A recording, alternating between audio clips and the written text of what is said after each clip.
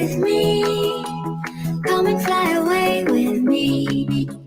Come and fly away with me. Come and fly away with me.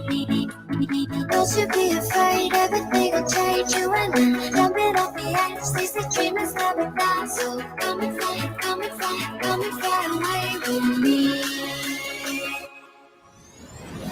We're rising, we're falling, we're making moves. We're climbing, we're soaring, 1,000 views.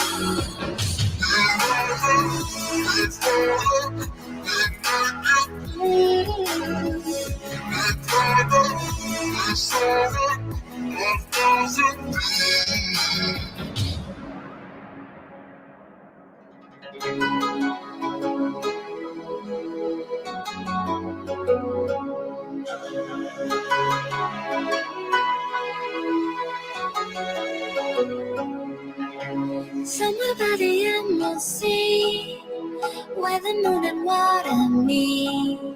Somewhere close to harmony, when the world is sound asleep. Something's gonna bring the change, journeys we are meant to take.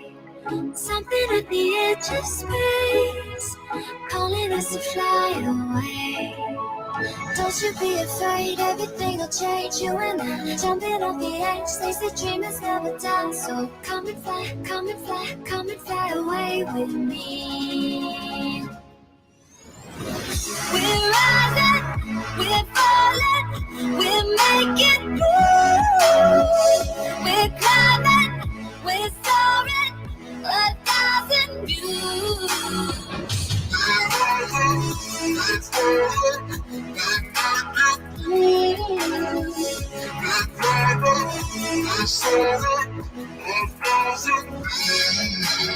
Come and fly away, come and fly away.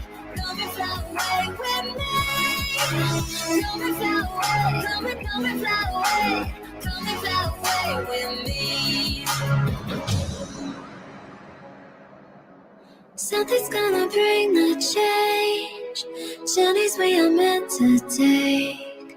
Something at the edge of space, calling us to fly away.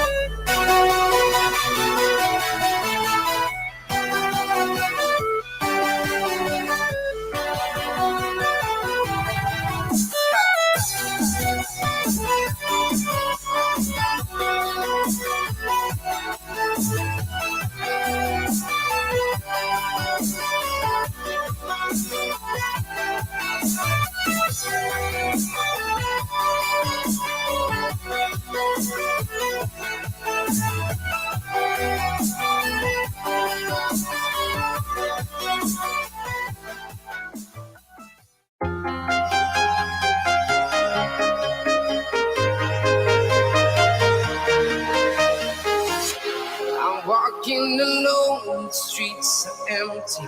The only thing I can see is my own silhouette. I'm getting stronger, step by step. The clock is ticking, but there's no time for me. I've been flying from town to town, from London to Taiwan.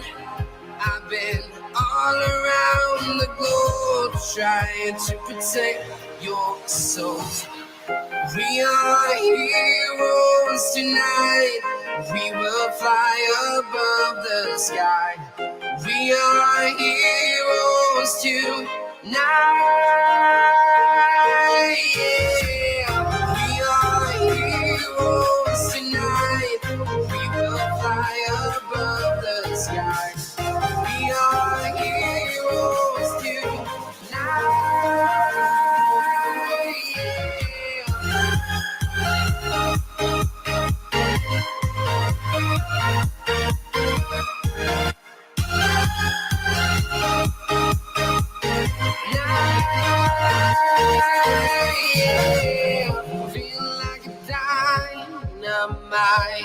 Ready to explode right up in the sky.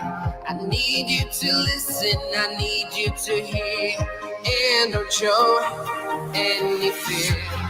I've been flying from town to town, from London to Taiwan.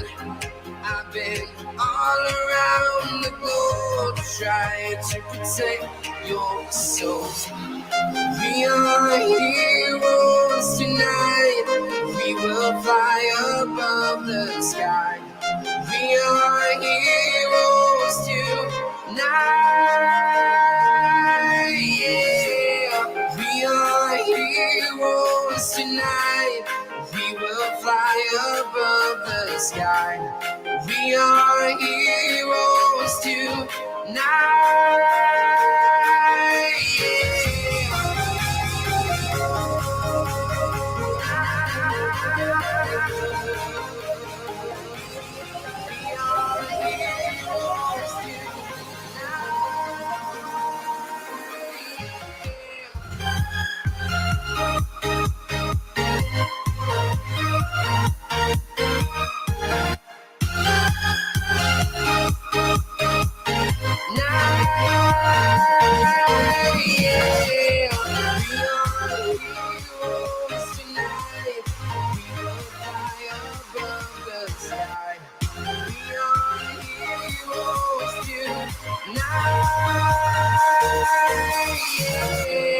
I've been flying from town to town, from London to Taiwan.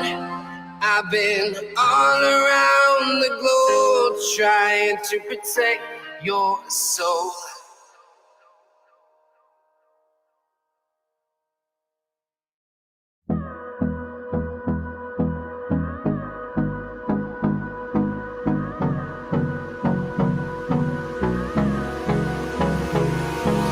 Hold me close till I get up.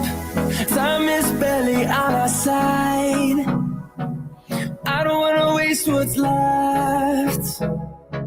The storms we chase are leading us, and love is all we'll ever trust. Yeah, no, I don't wanna waste what's left. And on we'll go, through the wastelands, through the highways, till my shadow turns to sun rays. And on we'll go, through the wastelands, through the highways, and on we'll go. All right, guys, it's time to start this up. Let's get this going.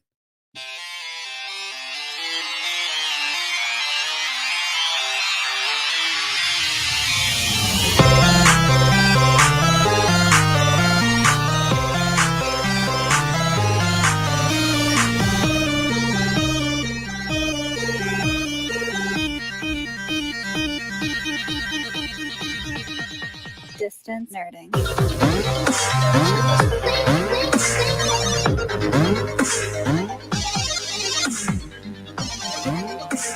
I'm sorry that you had to wait for this. It's terrible.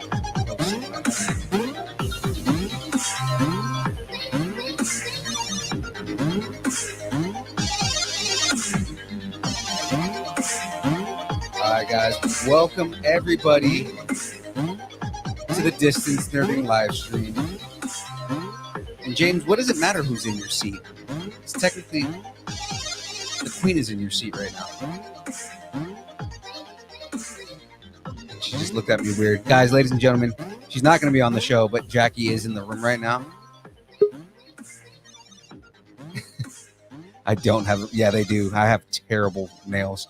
But anyways, guys, welcome everybody here. So let me do my my quick introductions here. Obviously, right in the middle right here, I've got my boy Emmett in the room because he's always in the room. You know, so Emmett, and then our unofficial sponsor, Zoa, right here, because they don't sponsor us, but I drink them. So let's go ahead, pop that open. Satisfying pop. Fill Emmett's head with nonsense.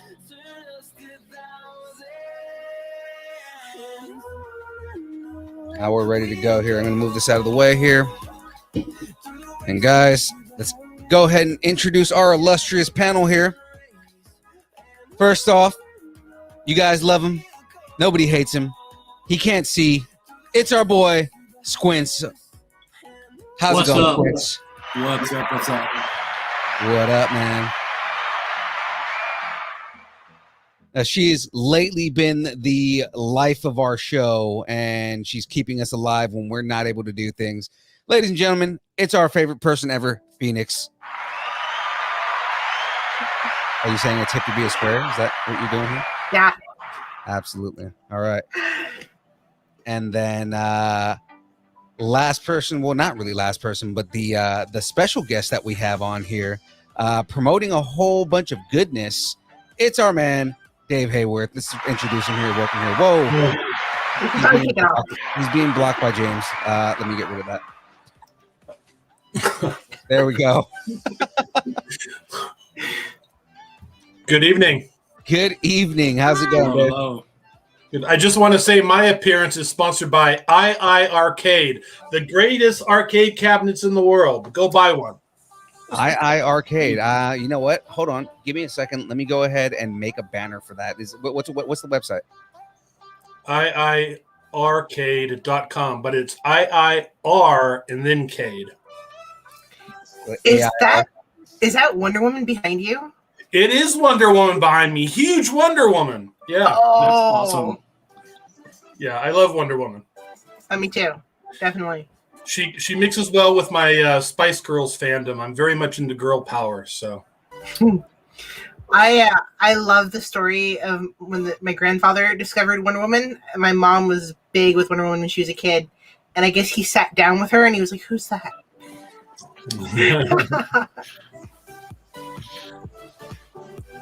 Hopefully I spelled that right. Yay! No A though, but that's okay.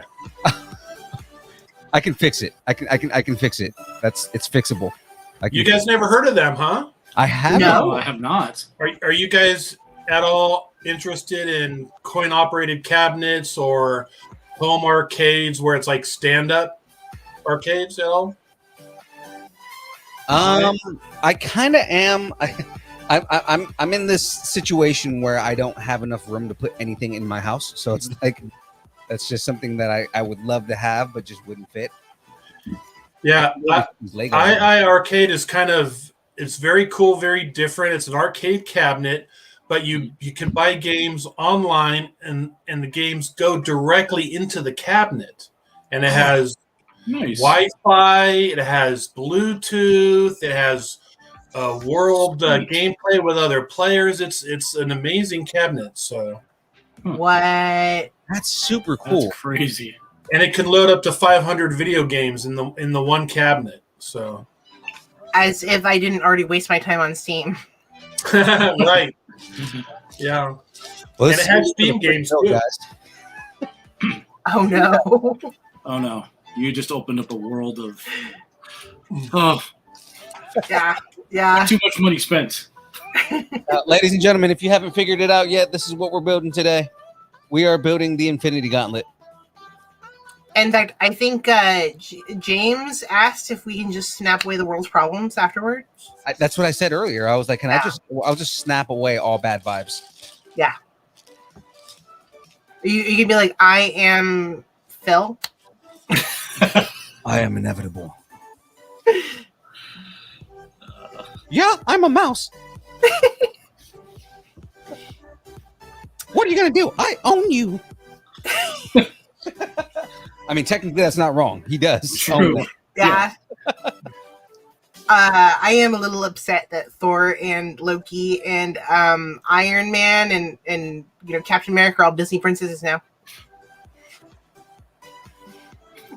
Diana, this is actually going to be one episode because it's only 3 bags.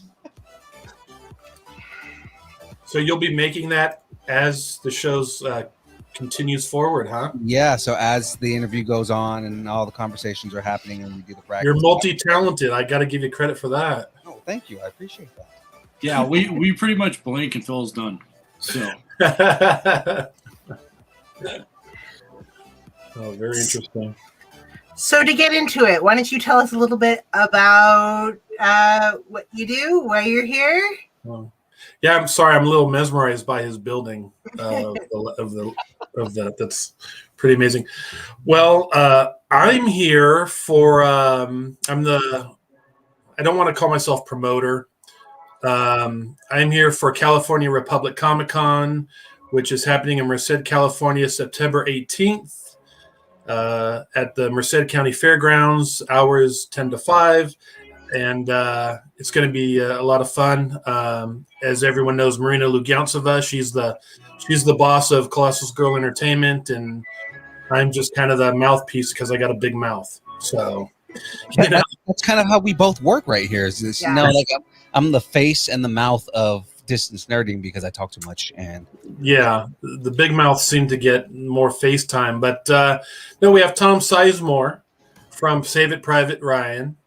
And from the movie Heat, and he never does conventions, really. I mean, when was the last time you seen him at a convention? I haven't noticed that, and I mean, it's unfortunately I'm not going to be able to make it just because I have a family event. But I want Tom Sizemore is a big deal for me. He was also in he was in. I'm blanking on the name of the movie right now. Assassin's Game. Well, another military movie. Don't watch that movie. Whatever you do, do not watch that movie. No. Assassin's Game on Prime for free. Oh, no. Okay, I am basically tempting people with that, but it's one of the worst movies I've ever seen.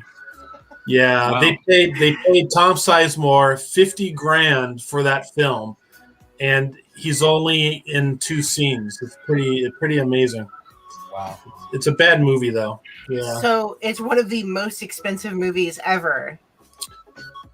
No, I wouldn't say that. I think the rest of the actors weren't paid, probably. But yeah. So is it? Wait, does Waterworld still have that distinction? What does? Does Waterworld still have that distinction? Oh, right. Yeah, Waterworld. The worst movie ever. Yeah, that's the most expensive movie ever made. Yeah, that could be. You're right. Most expensive bad movie, then? Yeah, bad movie ever made. So yeah, no, I'm here for California Republic Comic Con. So we're telling everyone to come out, and we have Powerhouse Comic Con, October 9th in Pleasanton, California, and that I'm excited about that one because it's kind of a kaiju theme. We're having the actress from King Kong Escapes, the Japanese movie Toho, and we're having Carl Craig from Gamera versus Viron, and we're having an actor who was actually Ultraman in an Ultraman series. And that's the one I'm excited for, like the most. It's like, ooh, Ultraman. Yeah, and it's the 55th anniversary of Ultraman, and if you're an Ultraman geek like me, I have every Ultraman you can think of on DVD. That's so awesome. Yeah, and And then, that'll end the convention season for this year. And then next year we start up again in April in Boise, Idaho, and then all the other shows in other states. So I think right now we're the largest non-corporate entity for conventions on the West Coast right now. Wow. Tom Sizemore really likes the military movies. Saving Private Ryan, Heat, let's see, Strange Days, Pearl Harbor, Black Hawk Down. He loves military movies. Black Hawk Down was the movie I was thinking of just right now. Yeah. Well, he's a bit of a tough guy, and that's why not a lot of conventions want to deal with a lot of tough guys, because sometimes they're hard to manage.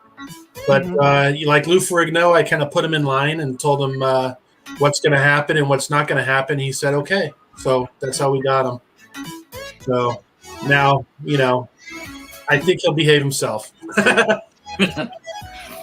That's kind of cool, though, because that's something you can boast to say, we brought on Tom Sizemore is working with us on this con, or, Lou Ferrigno wasn't doing cons before he came with us. And he might have a great experience and do more cons. Yeah. The interesting thing is when we have actors appearing at our conventions, you're not going to see them anywhere else. We have them exclusively. So you will not see Tom Sizemore probably at another show for another year or two. So, so we make sure that, they're exclusives and no one else will have them. So if you're a big military fan I'm talking backwards tonight. If you're a big fan of military films, come out and see him, because you're not going to get. You won't see him, right? Yeah, yeah. And that's one thing that we do is once an actor appears at one of our conventions, if they're like a headliner, they appear one time only, and that's it. They'll never be back. So we tell people, if you want to see him, you better come out now and see him, because you won't see him again.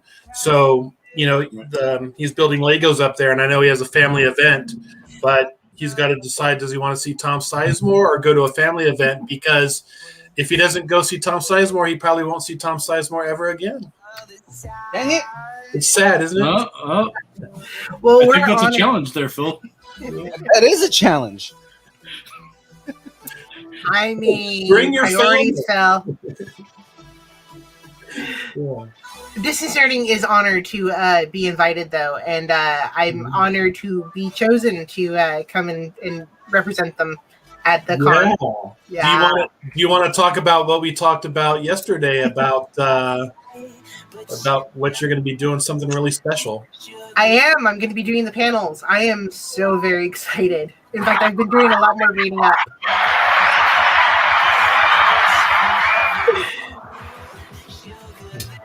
I mean, we're more than happy and super proud that you're representing us. I mean, we're for sure. I'm happy for that. No, she's actually she's so knowledgeable. We talked last night, and I swear we could probably have spoken like 3 or 4 hours easily. Yeah.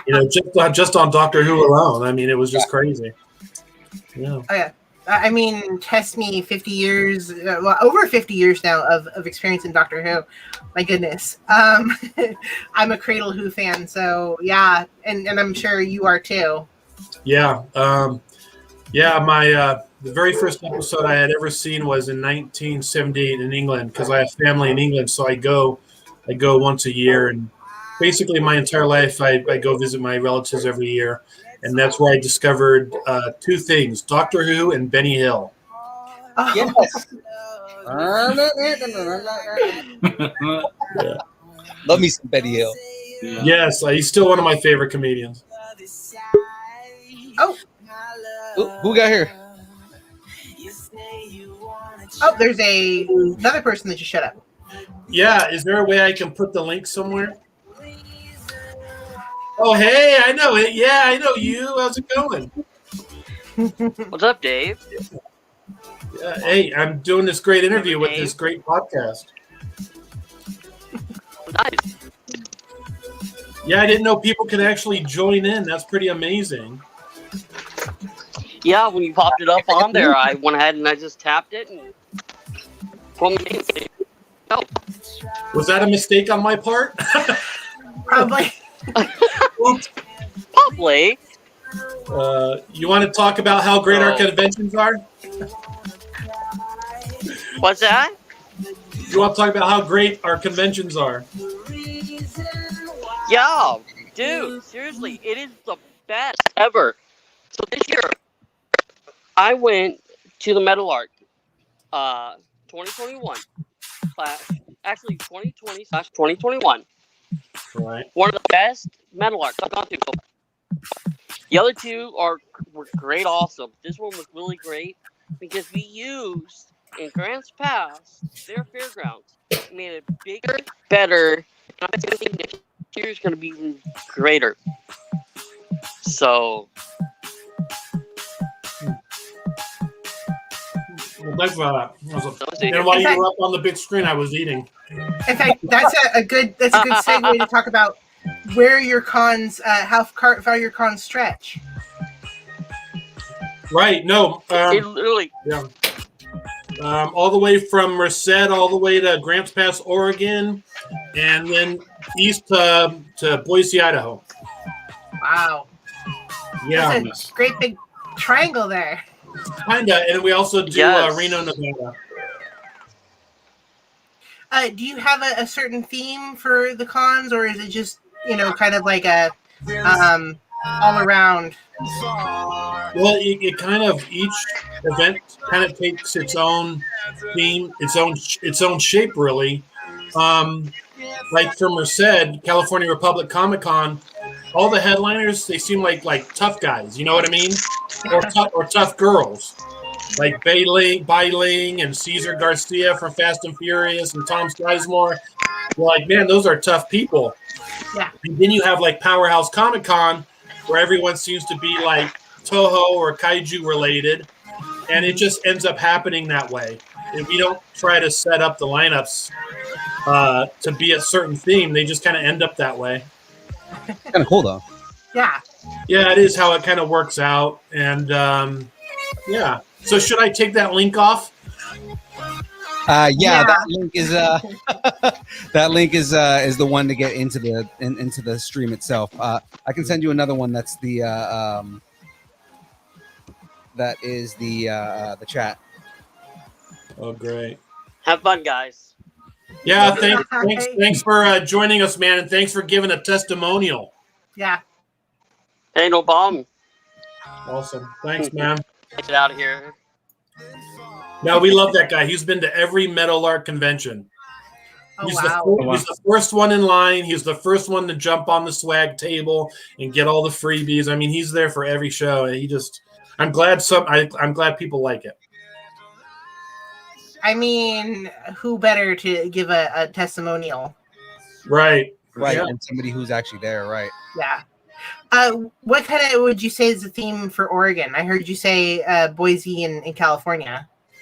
Yeah, well, in Boise is happening in April 2022, and we have Kerry Tagawa from Mortal Kombat. Oh, awesome.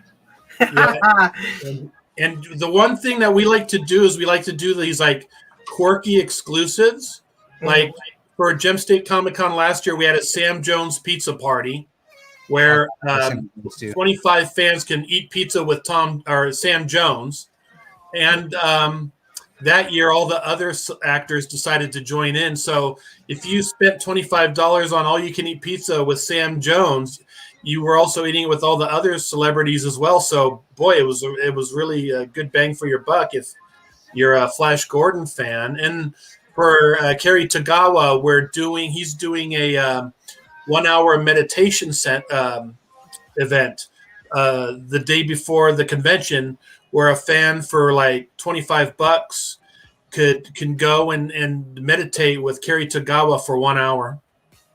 Oh, very cool. Nice. Yeah, so we do all those kinds of little interesting, quirky, special things that you don't get anywhere else. For California Republic Comic Con this weekend, Tom Sizemore is bringing a bunch of Army helmets, World War II Army helmets. He's signing them. He also builds these World War II dioramas that he calls Saving Private Ryan installations, and he's going to be selling those also. So to have something actually built by him is pretty cool. So that's going to be exclusive. Oh, very cool. So are they a limited? He only has a couple of them. I think he's got like 5 or 6. Yeah. Oh, wow. But the helmet, Wow. he has several different Army helmets from Saving Private Ryan, and that's really cool to bring something like that home. For sure. Yeah. Yeah. So we always offer those types of things. And we have a couple other really awesome headliners. I'm looking at the list because I some of these actors I haven't really IMDb'd them in a while. You have let's see, Caesar. Sorry if I butcher it. Caesar Garcia, which is if anyone loves Fast and Furious or Breaking Bad, right? And yeah, my grandmother would love this one, the NCIS Los Angeles, that is on our TV at home 24/7. Yeah. And people ask us, how come you only have like 3 main people and then you have like a lot of lower guests and things like that? And they go, how come you don't do something like a corporate show and have like 50 celebrities? Mm-hmm. Well, when you have 50 celebrities, most of the celebrities won't make their guarantees, and that it causes a problem for fans, where a fan will have to pick and choose between what autograph they want because they can't afford all of them. So in this way, the attendee doesn't have a conundrum of, I can get his autograph but not his, because there's so many celebrities. Here you can get them all, and we make sure they're all reasonable. Marina, when she started these conventions, she was shocked that it was like $40 to get into a convention and $250 for an autograph. So it's never going to cost more than $15 at the door, and it's never going to cost more than $40 for an autograph. No, that's cool, because that's really fan centric, and I appreciate that a lot. Yeah, it gives everyone the opportunity to be able to enjoy conventions, just not the rich or the privileged. I mean, everybody can have fun at a convention. And we have a family pack for $35. Friends or family, 4 family members or 4 friends can come in. I mean, that is really awesome because, I was actually just saying I've been hitting a lot of cons lately. I mean, this is just too expensive. How do people do it every weekend? Right. It would be hard to do it every weekend. Yeah. Some people do. Yeah, in California, I mean, it's so saturated with conventions that you probably could do it every weekend. But at our other shows in Nevada, in Oregon, and in Boise, we're the only show in town. So it's only once a year. So that's the only opportunity they have to go to a convention, unless they drive 5 miles to Portland or 6 hours here or there. But, so, excuse me. So we like to do conventions in areas that's not saturated. But, in California, that's impossible. They're everywhere now in California. Yeah. In fact, Grants Pass is a lot of nothing out there. I love Grants Pass, but there's a whole lot of nothing out there. Yeah, and Grants Pass is a beautiful city. It's surrounded by mountains, and it's probably a great place to live. I know it's a great place to visit. But the thing is, there's not a lot to do out there. So when we have Metal Art Comic Con, and we also have Anna Medford, which is our anime convention, people flock to it because it's the only thing they can get unless they go to Portland. So it's really a lot of fun for them, and they look forward to it. And it's big on cosplay out there. A lot of these cosplayers, they can't afford to go to LA or what have you. So it's right in your own backyard. It's great. Yeah. Oh, I have a lot of experience with the nerdy community out in Oregon. Oregon is just a whole community all on their own. I went to school in Portland, Oregon, and you will see people being weird 24/7 out in Portland. So, yeah, and in fact, their motto is keep Portland weird. Weirder than San Antonio? Hmm? San Antonio is known for being the weirdest city in the country. I mean, it's debatable. Yeah, you can get hugged by a clown in Portland anytime. Well, that sucks for kids who are afraid of clowns. I know.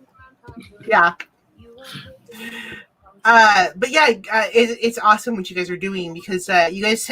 I noticed you were sort of hitting places where there isn't a huge nerdy community, or maybe underserved. Right. Well, it's easy to do a show in LA or Portland. Because the population. I mean, that's easy. Try doing a show in Tonopah, Nevada, or something like that. You know what I mean? There's the challenge, Yeah. So, we don't have shows in Tonopah, but that's probably the worst example because Tonopah is in the middle of nowhere. Yeah. But, there are places that they don't get to experience what a lot of the bigger cities get to experience, Right. Yeah. So with the vast area that you guys cover, how long has it taken between the different cities and stuff to build where you guys are at now? Build what, an audience, or build out the actual events? So did you have 2 years between getting Boise or wherever you went? Yeah, each show takes a year to create. So once it's done, we start on the following year, and we're doing that 6 times for 6 different shows all in 1 year. So even in the wintertime when we have no shows, we're still working because it takes a year to produce one of these shows. I mean, it takes a year to produce a good, solid event. Okay.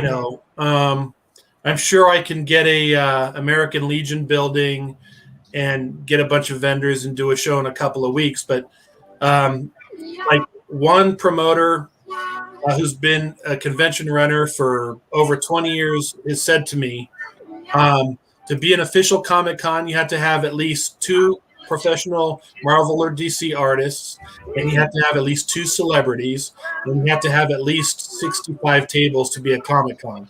So for us, that's kind of the minimum, and that's kind of that's always been the standard, even since the 1980s and early 70s.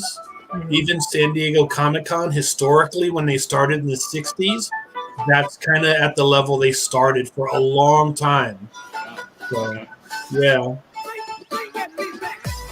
And you don't just have these the people we mentioned. You have so many more. I see my good friend C. Andrew Nelson is going to be there. Yes. Mm-hmm. Yeah. So he's been on the show.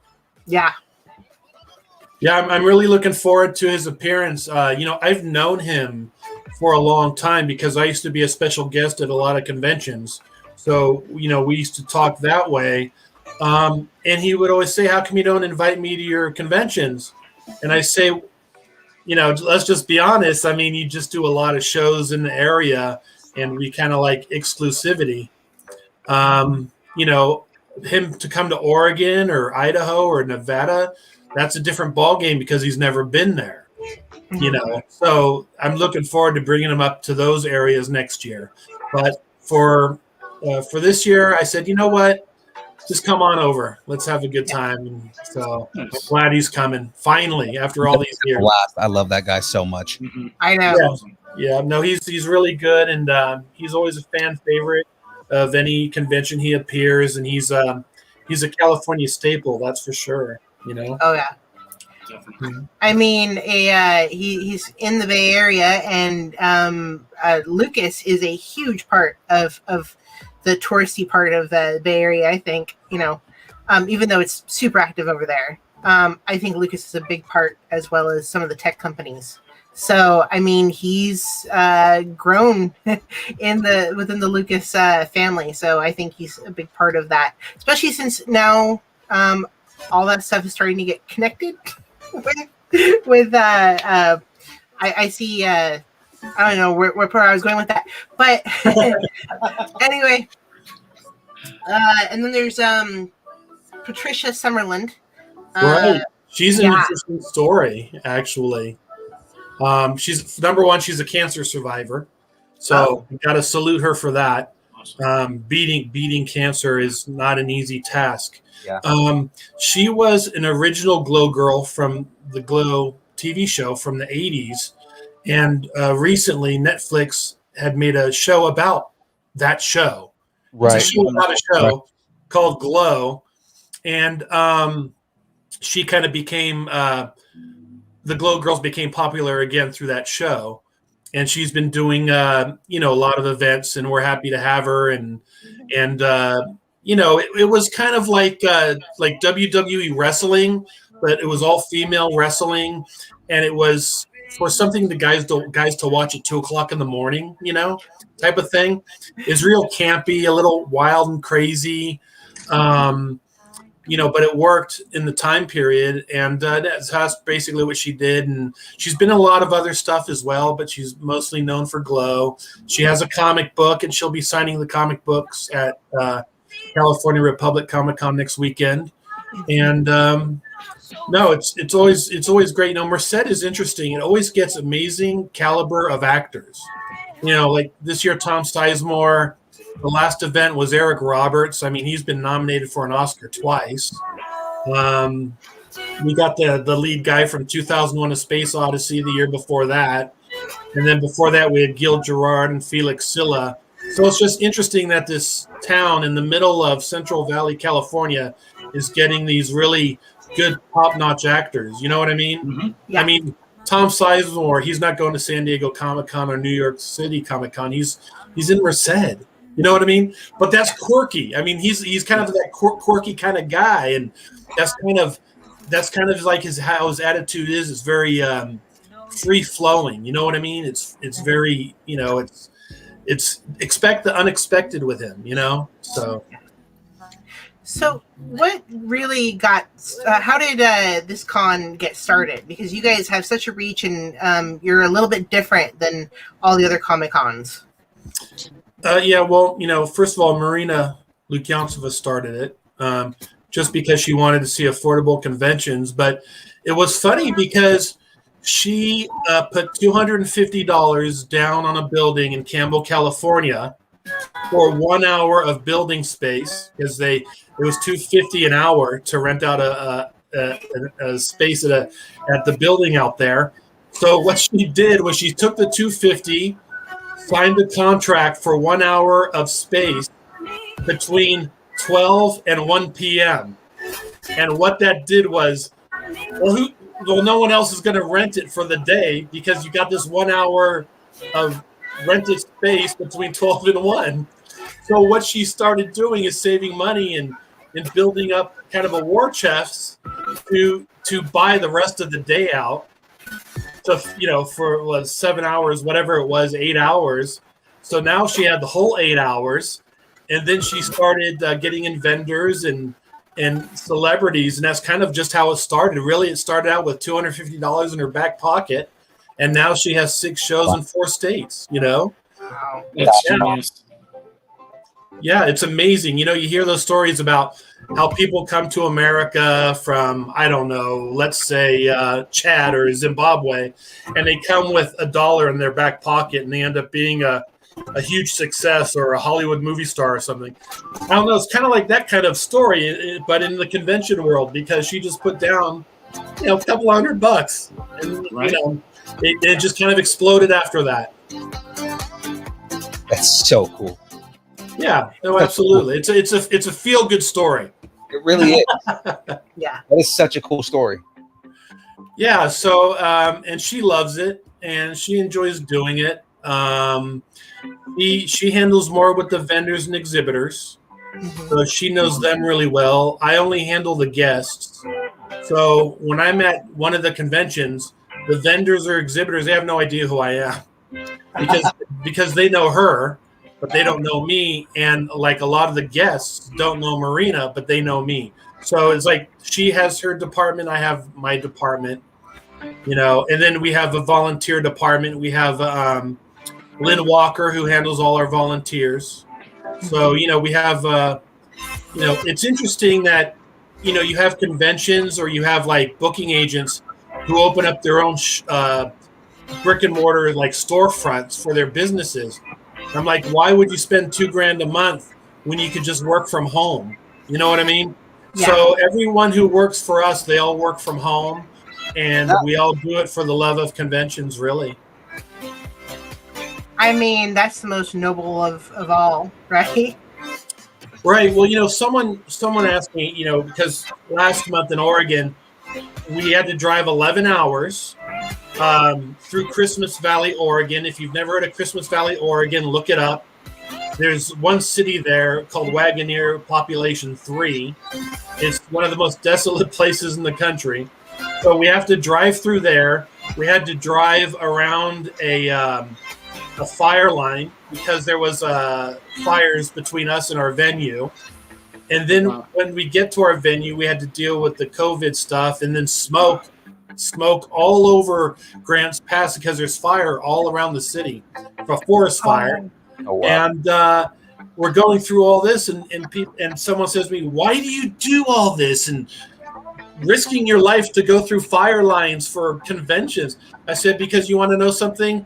When you see the family walking out at the end of the day and they have smiles on their face and they're talking about what a great time they had, that's what makes it worth it." Yeah. You know what I mean?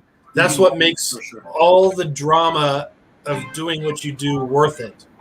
And, we have a lot of kids, 12 years old, whatever, and they'll say, "Oh, it's my first convention." Well, they'll remember that that's their first convention for the rest of their life. I maybe have 25 years left, maybe 30 years if I'm lucky on this planet. But 30, 40 years from now, I'm going to have some kid walking around saying, my first convention was with Colossus Girl Entertainment. So, I mean, the memories will outlive my life. You know what I mean? And that, I think, is important. In fact, I've... cool. Sorry, Phil, what'd you say? I was saying that's super cool. In fact, I've been teasing my my husband. He lived in Portland, Oregon with me, and I was big on the going to cons and doing films and stuff. And I'm teasing him right now because this is his first con that I'm bringing him to. And I was really? I said, "How did you live in Portland with me for so long and never go to a con?" Right. I do have to tell you, like how it is with my wife, where my wife is like not into this kind of stuff. Like he's into this stuff. Yeah. That's interesting. I mean, yeah. Well, I mean, you can. It's expensive and it's a lot of work to go to something like this, and you have to take time off. So I really admire. You see the cosplayers that put thousands of dollars into their costumes. No, it's true. It's true. Yeah. And for California Republic Comic Con, we're offering $300 for the cosplay contest. So someone can go there and win $300. And I don't think there's a higher reward or cash prize anywhere in the state of California. I don't think so. I think we're the highest at $300. Wow! It's time for me to start cosplaying. I know, right? If you could do it every weekend, you can cosplay for a living. I mean, really? Right? Yeah. Oh, yeah. I know. I'm a cosplayer, but I don't cosplay that hard. Yeah, well, cosplaying that hard. I need to be like Noah. And he's super cool at cosplay all the time. In fact, he's going to be there. I know. Yeah. I just saw him make an announcement about that today. In fact, we were just there with Project Wish Upon a Star last week. My days are starting to blend. Last week, and he did 5 changes of costumes last time I saw him. Wow. Yeah. That's nuts. Is he coming to the show? Yes. No. Let's see. What does he advertise? Wrong answer. Huh? Wrong answer. No. He's he does the I'm blanking on the character. He's often he does a Winter Soldier cosplay. Seraphim. Oh, Noel? Noel. Yeah. That's your husband? No. He's a cosplayer that we know well. Oh, Noel. Okay. We know well. We know Noel. Noel. That's good. I like it. Yeah. I've never. I don't believe I've ever met him. I was introduced to him through the Fresno Deadpools. Yes. If you know them. I met them over the weekend and fangirled out, and it was funny because they were like, "You need to start cosplaying as Deadpool." Yeah. They have a very dry, sarcastic sense of humor. So like the entire time. they're going to be there too. Oh yeah, I know that. This week, yeah. Yeah, and we have another cosplayer who's kind of Deadpool. I can't believe I'm forgetting it. Dead something 7, but she's just fortunate that I'm married because she's a very attractive cosplayer. I got to tell you, and that's just my testosterone coming out. But she's going to be there, and every time she appears, it's always amazing, and she'll be a cosplay judge. So. Yeah, looking forward to it. I was making jokes through at the last event with Project Wish. Whenever anybody would ask, like, "Oh, are you cosplaying or something?" Yeah, no, I'm Wade Wilson before the cancer. What? Wow! Oh my gosh! And it throws people off because nobody's expecting somebody to say you're dead before you got cancer. Oh my god! Yeah. No, I mean, I don't know your age or anything, but I was basically raised in the 80s, which was probably the least politically correct decade in history besides maybe the 1940s. Yeah, for sure. And so sometimes I'll say something and like some 20-year-old, kid, or millennial will be like, "Oh, you shouldn't say that." I'm like, "What did I say?" Because sometimes I don't know what I'm saying because it's a generational thing. Like, for sure. I used to say stuff like, when someone say to me, "Are you serious?" I said, "I'm as serious as cancer." And they'd be like, "What? What are you talking about?" I go, "You never heard that term before." And it's like they used to use it in rap music all the time, like Eric B. and Rakim. And then I started talking about music in the 80s. They have no idea what I'm talking about. And the thing is that at the same time, it's like because it's not just being politically incorrect. It's a lot of it is just having a dark sense of humor as well, right? So I mean, it's just, right. Like I'm former military, so it's kind of like I have a really dark sense of humor. But it's like at the same time, a lot of times when I say stuff that I know is bad, like I'll acknowledge that I'm probably going to get canceled for saying this. Right. Well, thank you for your service. Really, we appreciate it. And if it's not for military veterans, we wouldn't have the freedoms to even be on a podcast. So thank you. Yeah. And we do all that we can for veterans. We always give free tickets through VetTix for all our conventions. Nice. So veterans always get in for free. I mean, I think he's trying to tempt you. Yeah. You've been trying to tempt me since the beginning. Yeah. Well, that's part of a promoter's job, right? Is to for sure. I never liked the word promoter either. I prefer the word producer because we're producing something. Mm-hmm. But just the community always uses the word promoter, so I'll let the community win over, and I just start using promoter at that point. But producer is more of I think a true sense of it, because you spend a whole year working for each show, and at the end you're producing this great event for people. So, but then you're also promoting too, so it works both ways. Yeah. I like the word producer anyway, because you could be producing anything, right? It doesn't really lock you into a show. Right. And, being promoter, I have to tell you, it's you get offers that sometimes you just don't get unless you're a convention promoter. I've had rock bands offer me to do something in the studio. I've had music bands say, "Hey, why don't you come out to our video shoot, and we'll put you in a video shoot." Like one of my favorite bands from Sacramento is Diversity of One. If you haven't heard them, give them a listen. They've played twice at California Republic Comic Con. And I said, I'm tempted to say, you know what? I will take you up on that offer when you do a video, and I will just kind of stand there with my hat tilted to the side with my giant Run DMC necklace and my Adidas, and I'll just stand there like a statue, and the camera can just go around you. I'll do that, but I'm not going to rap or anything. I don't think I've heard anything more 90s than that in a while. No, not at all. Yeah, I'm living in an 80s, early 90s bubble. So, I mean, that's not a place. That's not a bad place to be. You're right. No. I wasn't around for the '80s, but I remember most of the '90s. Yeah, there's a really good Cool Mo D video where Chuck D and Favor Flav is just standing there like this, and they're just not saying anything, and they just look like the coolest thing ever.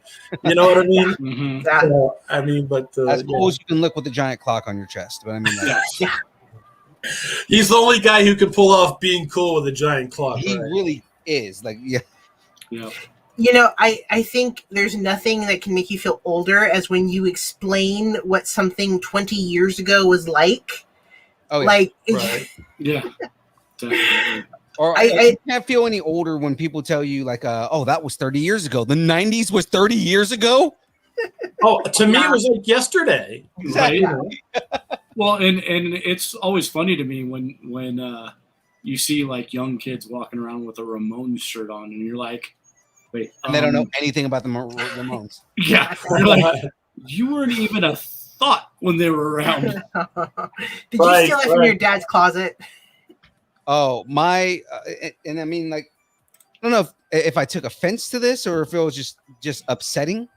But like I remember a couple years back, you know, like there was a big trend of like Gen Zers rocking out like 90s rock band shirts, right? So they were wearing like Dookie shirts, or they would be wearing like a Nevermind shirt, and I'd be like, "Oh, Nirvana," and they look at me and go, "Who's Nirvana?" I'm like, "Are you serious? You're wearing a Nirvana shirt, man." Well, it's funny. Sometimes I'll be talking music, you know, to someone who's, you know, maybe in their 20s, and I'll be talking about, man, yeah, I've seen Adam Ant like 4 times in concert. And they're like looking at me like, who's Adam Ant? I said, and then they asked me that, and like my head just explodes. Like, you've never heard of Adam and the Ants? Are you kidding me? That punk rock pop early 80s stuff. I mean, you know, and it's like, you never heard of Depeche Mode either. But then they all heard of Duran Duran. So I got to give them that. Yeah, that was my first concert. They only know "Hungry Like the Wolf." That's like the only song they know. So it's like, really, a lot of times when you talk to those kids, that's like the only song they know. Yeah. Oh, right. But you know, believe it or not, Duran Duran, they've been making records literally ever since. They're coming out with a new record like next month. Yeah. Are they? Yeah, it's crazy. Yeah, they've come out with an album almost every other year since 1978. Wow. I think they have like 20 albums right now. Yeah. Well, we'll find like dead on stage. Yeah. Oh God. I had a friend that went to a Depeche Mode show the other day, or not the other day, but like, you know, a little while back. Oh, I'd like to see them in concert too. Yeah. Depeche Mode touring. Well, I'm disappointed because we had tickets for Kiss, and we bought for the last road tour, whatever it's called. And we bought them like before COVID, and then they canceled for COVID. So now it's been almost 2 years since the concert. So they said, "Oh, bring your tickets. It's going to happen September 21st." And we're like all excited. "Oh man, it's going to happen. This is great." And like yesterday, they canceled the event on their Facebook page. So now they're not even doing the show at all. And I'm like, man, this sucks, because when I was 6 years old, I asked my dad, "Hey, can we go see Kiss?" And he goes, "Get out of here. You're nuts." Yeah. But now that I'm adult, I wanted to see them, but it looks like I'll never see them. It's kind of sad. Kiss, man. You know what? Every time I think of Gene Simmons now, I think of the Dr. Pepper commercial that he did with the cherry Dr. Pepper commercial. I've never seen that. It's so good. So basically, like he keeps trying to put Kiss in everything, right? Right. So he's like Dr. Pepper with a kiss, a cherry, and they're like, "Yeah, no, it's just a kiss, a cherry, kiss." And he's like, "No, just say kiss." But see, he's the ultimate promoter, right? Oh, for sure. Yeah, I mean, everyone wants to be Gene Simmons when it comes to business, you know? Yeah. I mean, if it tells you anything, I went and saw Duran Duran in concert, back in the early 2000s. And then I graduated up on the same stage that I saw them a couple years later. Wow. And I was like, "Oh, I saw Duran Duran here." And I had a girl turn around and go, "Who's Duran Duran?" No! Walk away. You go away. You are not allowed to speak here. I don't know. Well, I have a story. I don't. You know what? I shouldn't even mention it. Never mind. Oh, dude, this is great. Go for it. Yeah. I don't know. I'm old school, but okay. Before I was married, when I was 38 years old, I was dating a girl who was 20, and she was at my place, and we were going to watch a movie and have pizza, date night, whatever. And she's looking at my DVD collection, and she looks and she says, "Who's John Wayne?" No. Yeah, You should have broken up with her right there. Oh, I did actually, and she went back to New York. Yeah, but I don't get that. Like, there are certain icons that you should know no matter who. Like, even like, there's no reason that anybody in the world should say, "Who's John Wayne?" right. I mean, I was like blown away. I mean, You've it never was seen like a John Wayne movie. yeah. right. I know. Isn't that crazy? I felt like you ever see The Matrix when those security guards get blown away and they're just kind of like slow motion, and that's how I felt when she said that. I was like, "Whoa!" It's like, Yeah, for sure. I don't think Who's I don't think John I've- Wayne? Leave. Leave now. I don't think I've ever seen one of his movies like straight through, but like you see them around holidays, right? Like you start to see that stuff like play during Christmas time. When like they have the old movies and the black and whites, and like that was just a part of my. I don't think I've ever watched one straight through though. Are you sure you're not talking about Bing Crosby?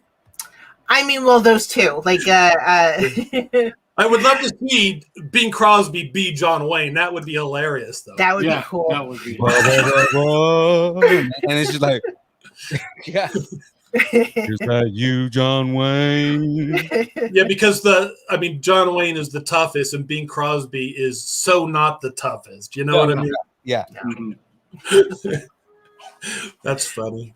In fact, we talked a little bit how about you like those really old movies. Yeah, it's funny.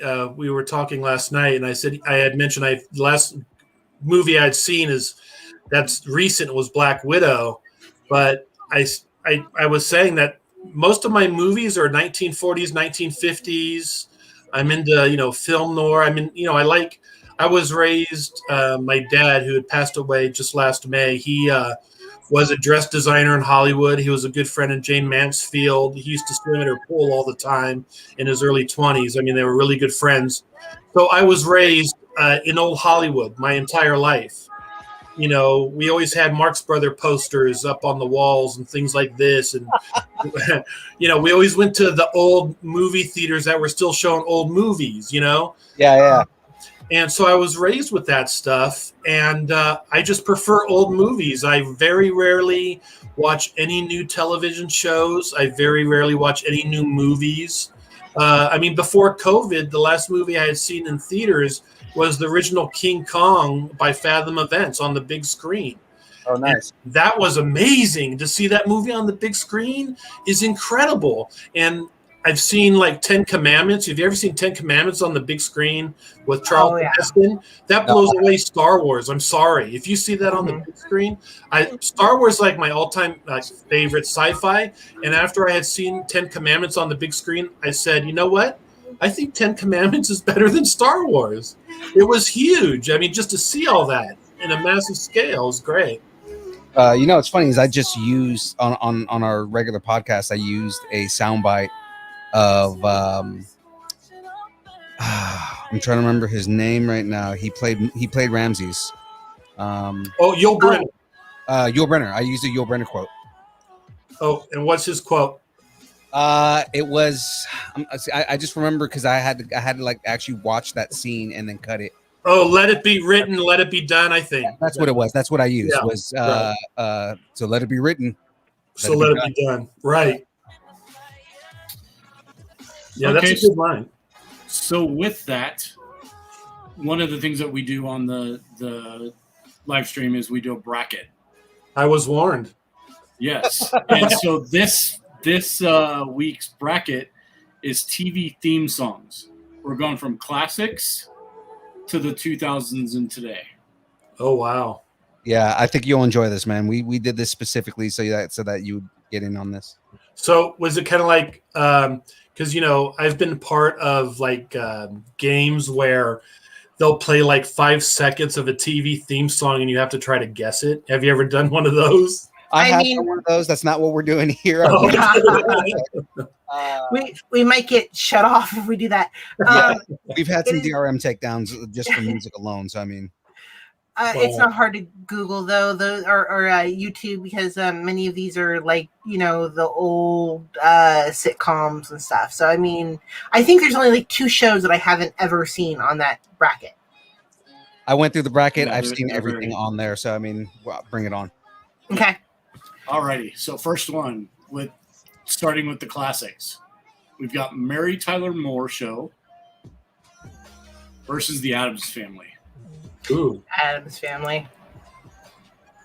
Now, I agree with that. Is because I love Mary Tyler Moore. I mean, like that. I remember watching Nick at Night and watching Mary Tyler Moore reruns. And I love that show. But the Addams Family is more iconic to me, so I lean Addams Family. So it's like what's best, and then if whoever gets the most votes goes to the next bracket. Right. Exactly. The next round, yeah. Well, Mary Tyler Moore was a very attractive young lady. Oh, yeah, she was. But a good friend of mine, Felix Silla, was in the Addams Family. He played it, and he passed away this year as well. So I would have to go Addams Family for sure. Yeah. I mean, both versions of the show. I love. In fact, when I was in film school, I had a teacher go, "Yeah, my dad worked on the show, and everything was pink." And I was like, "No way!" And I went and found a set picture. It was pink. Everything was like pink. They had very bright, vivid colors on the set during black and whites. Right, and a lot of it's because it didn't show up on film back then. Yeah. Which was quite interesting when they did the what's it called? WandaVision. They apparently did true to the black and white. They did very vivid colors. Right. If you go and look. So that's kind of cool. And we're just waiting for our chat, but it looks like it's Addams Family is going to take it. Yeah, looks like it so far. All right, I'll give. Everyone knows Addams Family, though. Yeah. I mean, even people who are like kids now. I mean, little kids know Addams Family. Well, didn't I hear there's another movie coming out too? They're doing a Wednesday Addams TV show. Okay, that's what it was. Oh, cool. Now, if you had Addams Family versus Jeffersons, I would have to go Jeffersons. Oh, Jeffersons is down the line. Would you wait? It's on there. Wow, really? Okay. Yeah, it's on here. Nice. Okay. All right. So next round, we have the Flintstones versus Andy Griffith Show. Oh my gosh. I know that was a hard one for me too. Is it Andy Griffith the whistling one? I like that one. Yeah. Yeah. Yep, exactly. Oh, you had to put those head to head, huh? Oh no, the bracket was pre-made, so we had we had nothing to do with putting this together. Wow. Do you want me to go first? Doesn't matter. And you know what? I know what I picked. I'm just waiting on. Because I'm curious on where you're going. You probably have more experience with a lot of these shows than I do. What are you trying to say? What I'm saying is that I watch everything on rerun, so I'm more of like I'm nostalgic because my parents watched it and they had me watch it, and I have an appreciation for it. Yeah. Right?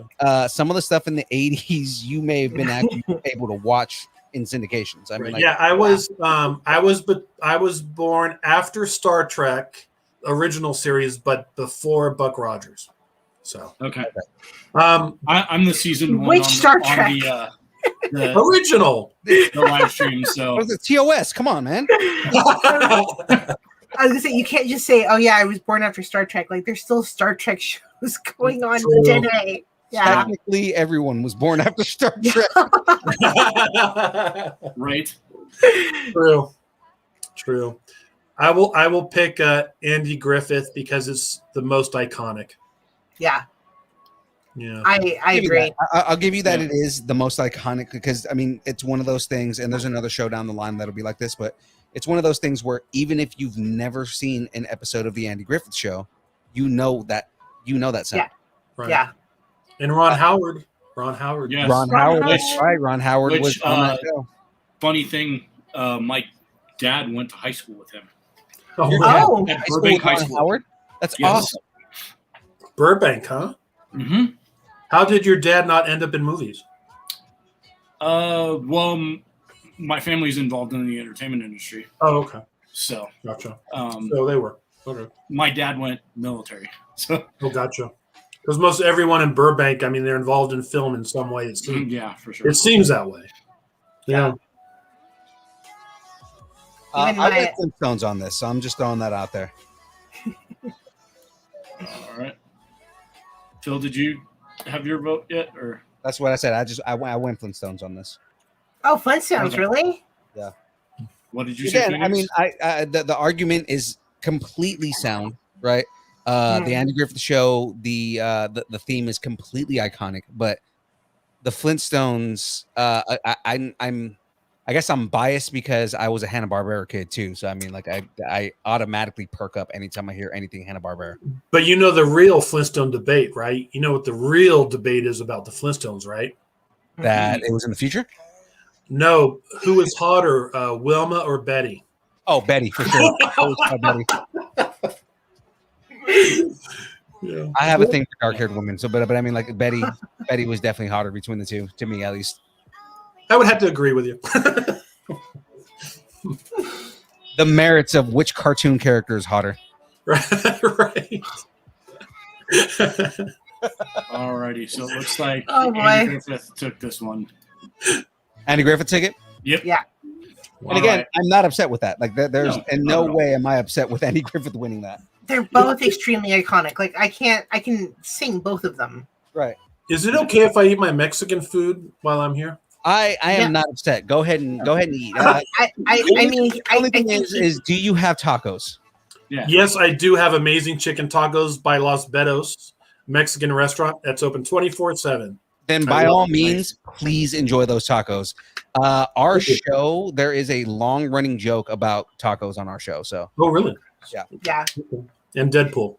In fact, they ask you to buy them tacos. And in fact, guys, buy them a taco. That's right. You can buy us a taco, guys. Go to distancenerding.com and you can buy us tacos. Actually, Julie is in the chat. She buys us tacos every month. Go, Julie. Wow. Alrighty. So next up is Batman, the good old Adam West version versus I Dream of Jeannie. Oh. Barbara Eden. My mom isn't watching this right now, but she would kill me if I didn't say I Dream of Jeannie. Wow. So here's my argument. Okay, so again, I Dream of Jeannie, iconic. It was a show I grew up watching and loving and everything about it. Adam West's Batman is literally what made me become a nerd. No. So I lean Batman, which, by the way, again, you weren't here last week, but last week, Dave, I built the 66 Batmobile. Really? Yeah. You built something every show? Yeah. Usually, if it's a one and done, it's a one and done. But most times, the bigger kits will span across multiple shows. Wow. So James, who is in the chat, as this is starting, wants to know cheese or no cheese on your tacos. Cheese. Yeah. Exactly, cheese. Yes. Yeah. It's kind of sacrilege if you don't. Yeah. But, I do like ketchup on my noodles. Oh. Yeah. Because my family, when they came over here from England in 1920, talk about having no money coming to America, they couldn't afford Italian pasta sauce, so they used ketchup. So that's awesome. It's just been in the family ever since. Are you sure you're not Dominican? Because Yeah. Right. Yeah. it's a very common thing in the Dominican Republic. Really? I didn't know that. For sure. Oh, great. I'm going to go Batman. Yeah, it's got to be Batman. Yeah, it's gonna be. I was just watching an Adam West thing not too long ago, and he was talking about how all those Batmans had their costumes, and he was 100% Adam West. Mm-hmm. And he was talking about how like he had like it was the 60s, of course, but he said that there was just like it was absolutely amazingly crazy, and women were throwing themselves at him. And oh yeah, no, to be for fair, sure. Adam West was hot back then, for sure. Yeah, I was gonna say, to be fair, Adam West is a very attractive dude, or he wasn't. He was a very attractive dude. Yeah, he is. He is. I think what women liked about Adam West was he was attractive, but he had this sense of sensitivity about him. Yeah, that the ladies and let's face it, some men really liked. So I mean, he was a very silent, sensitive type, and that's I think what a lot of people liked about him. Yeah, right. But I will go Batman as well. So okay. Just because as a kid, I don't know if this is kind of might sound insensitive or a little PC, but in the 70s, when we were little kids and Batman would come on and we would wait for the theme song to come on, and when they said Batman, we would be saying Fat Man, Fat Man. Yep. And then after a while, it seems like the show is saying the same thing. But we used to have a lot of fun with that show as a kid. Kids do that stuff all the time. And we used to also sing the Batman Jingle Bells song. Jingle bells, Batman's bells, bells, Batmobile, lost the wheel, Joker got away. But I mean, I think there's another version of it. Yeah. How do you end that? Joker got away. How do you end it? That's the ending. He got away. No, we used to say in a Chevrolet. Oh, really? That's new. All right. Yeah, I hadn't heard that. That's pretty good. All right. So next we have Pink Panther versus Happy Days. Oh crap! I had a teacher in Happy The Days. cartoon? No, Pink Panther, Inspector Clouseau. The movie. Yeah. The movies. Mm-hmm. Well, no, it's a TV show, so I mean, I guess it's a it would TV be show. a cartoon then. All right. Too. So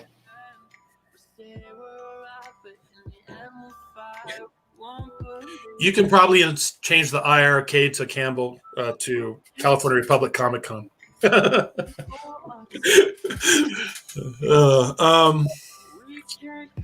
That's right. Let's let me go back to that right there. California Republic Comic Con, September 18th. So it's between Pink Panther and Happy Days. You know what? I'm gonna have to go Happy Days. No one is cooler than the Fonz. Exactly. No, Happy Days on this. We used to think they were like Dead Ant. Yeah. Yeah, for sure. But I mean, but no one can get a jukebox going better than the Fonz. And the Fonz, right? Just Yeah. get it. Hey. Yeah. Monday, Tuesday, Happy Days. Yeah. Yeah. No, the Fonz Another was Ron Howard. Yeah. Right. That's another Ron Howard show. Right. Ron Howard versus Ron Howard for the title. Right. Yeah. I mean, that's not out of the realm of possibility on our show. Right. Well, considering it would be a little hard since they are on the same side of the bracket, but But for the finals, could be.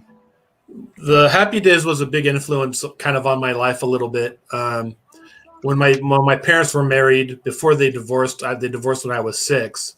But one night they were arguing, in their bedroom, and I got tired of the arguing. So I walked into the bedroom, I put both thumbs up, and I said, "Hey!" Right? And they go, and it stopped the fight automatically, and they go, and they turn to me and they go, "What are you doing?" I said, "You have to be cool like the Fonz." And they didn't fight at all that night after that. That's a way to stop your parents from fighting. That's true. But hey, be cool. Right. Or what was that Pulp Fiction line? Saying, be cool, like the Fonz or whatever. What was that? Tim Roth. Scene with Tim Roth and Samuel L. Jackson in Pulp Fiction. He says everyone's going to be cool like the Fonz. Nobody's going to do any, then some bad words. But yeah, right. Yeah. In fact, I was going to say you are free to say what you want on this particular show. Yeah. Our podcast is clean, but this show is definitely NSFW, so you can say what you want. No, I don't cuss in my personal life. So then perfect. Yeah. In fact, didn't Mork and Mindy get started on Happy Days?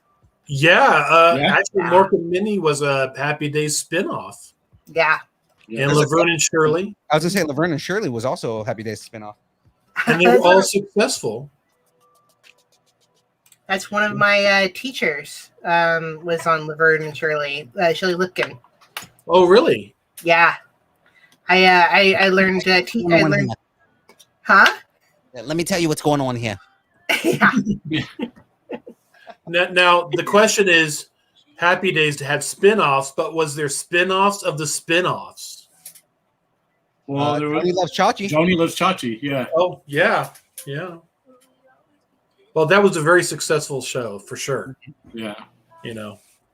But I always wondered what happened to Chuck. After season 1. Ron Howard's brother, for people who don't know who Chuck was, he just kind of disappeared after season 1. Right. Well, and his brother Clint's in a bunch of his movies too. Oh, right. Yeah. Because he was in a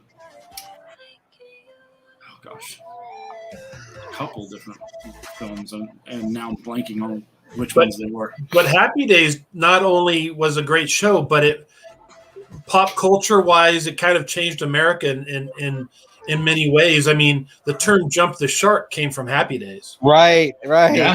Yes. The shark on his bike. Right. The shark episode is like, after that, we kind of said, okay, Happy Days is done. We're done with it now. By the way, Noel says hi. Hey, Noel. Nice. We were just talking about you, Noel. You'll have to rewind this and listen to what we were saying about you. We'll Talking about your awesome weekend. costumes. Yes. Yeah. For sure.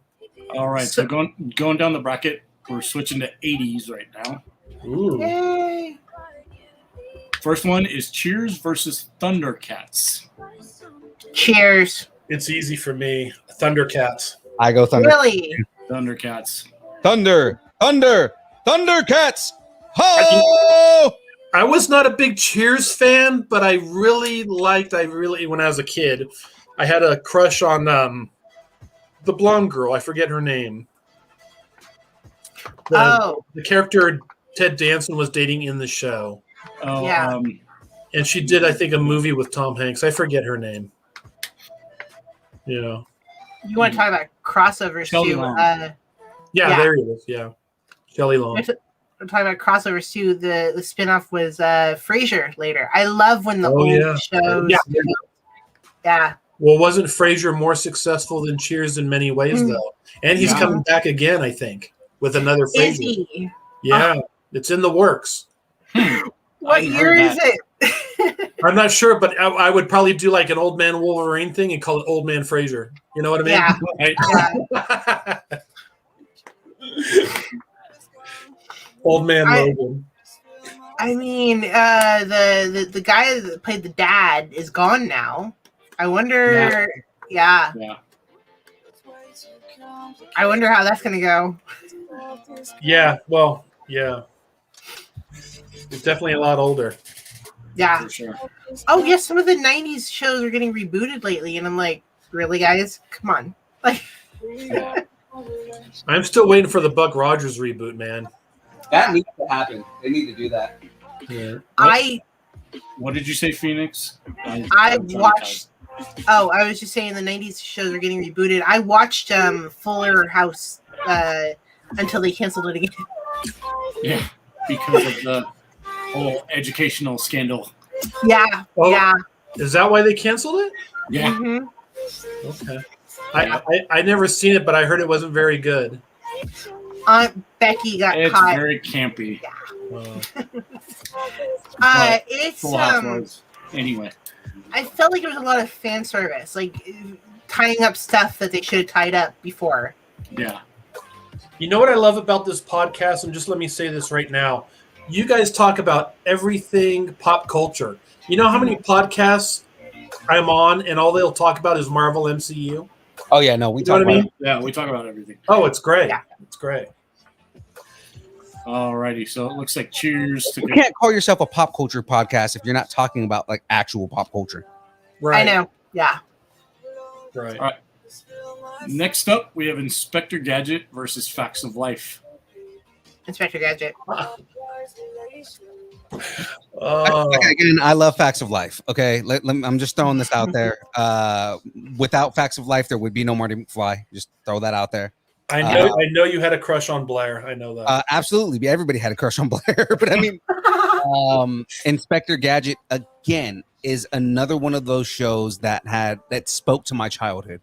So I have to go as far as like TV themes goes. Inspector Gadget is where I lean on that.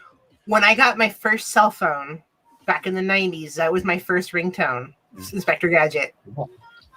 That's when I got my first cell phone. We're not around the same age, I'm sure. No, we're not. No. Oh, wait a minute. What are you trying to say? They had that movie out, the reboot movie, with what's his name? With Matthew Broderick. Matthew Broderick, yeah. I was absolutely in love with that movie at the time, and I made that my ringtone. Well, I'm gonna have to go Facts of Life. So, yeah. So. Yeah, Inspector Gadget for me. I don't know.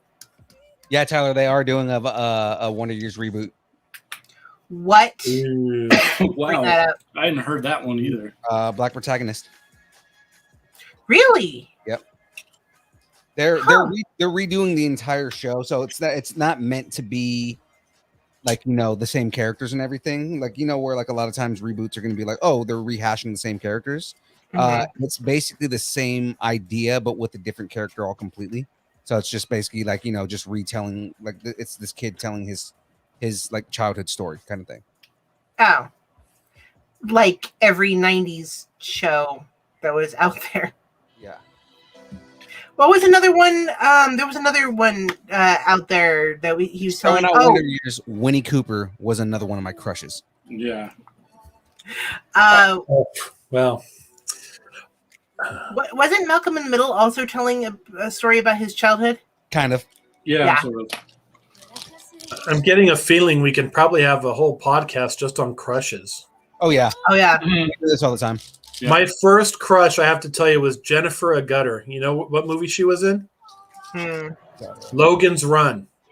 Oh my God. Okay. Wow. The girl who ran away with Michael York. Yeah. I had the biggest crush on her. And then I had a crush on Jane Seymour when she appeared in James Bond, when she played the tarot card reader. Yeah. Yeah. I mean, I was like 5 or 6 at the time. But, you want to talk MCU? Hugh Jackman was my very first crush, I think. I can see that. I can see that. I can actually see him playing James Bond, I mean, and there was talks about him. Yeah. There was. That would be cool if he was James Bond. For sure. No, it would be cool. And but all those Sean Connery, Pierce Brosnan, all those guys, very good looking guys. Oh, yeah. I mean, a guy is good looking when an incredibly straight guy like myself says, wow, I would date that. You know what I mean? Yeah, that tells you how good looking they are. That's a conversation I have on a regular basis. Just I'm a very straight man. That man, like Ryan Reynolds, is my hetero man crush. Your hall pass, if you would. All right. So next one up, we've got Golden Girls versus A-Team. I know my answer on this. I want to hear what you say. Wait. Oh, I know who he's going to go for. Oh, you know what I'm going for already. I mean, hands down. it's a slam dunk for me. It's even though I never watched the show, it's A-Team for sure for me. Okay. Yeah. Come on, Mr. T. Right. You know, I pity the fool. Yeah. My answer, 100% down. No question whatsoever, Golden Girls.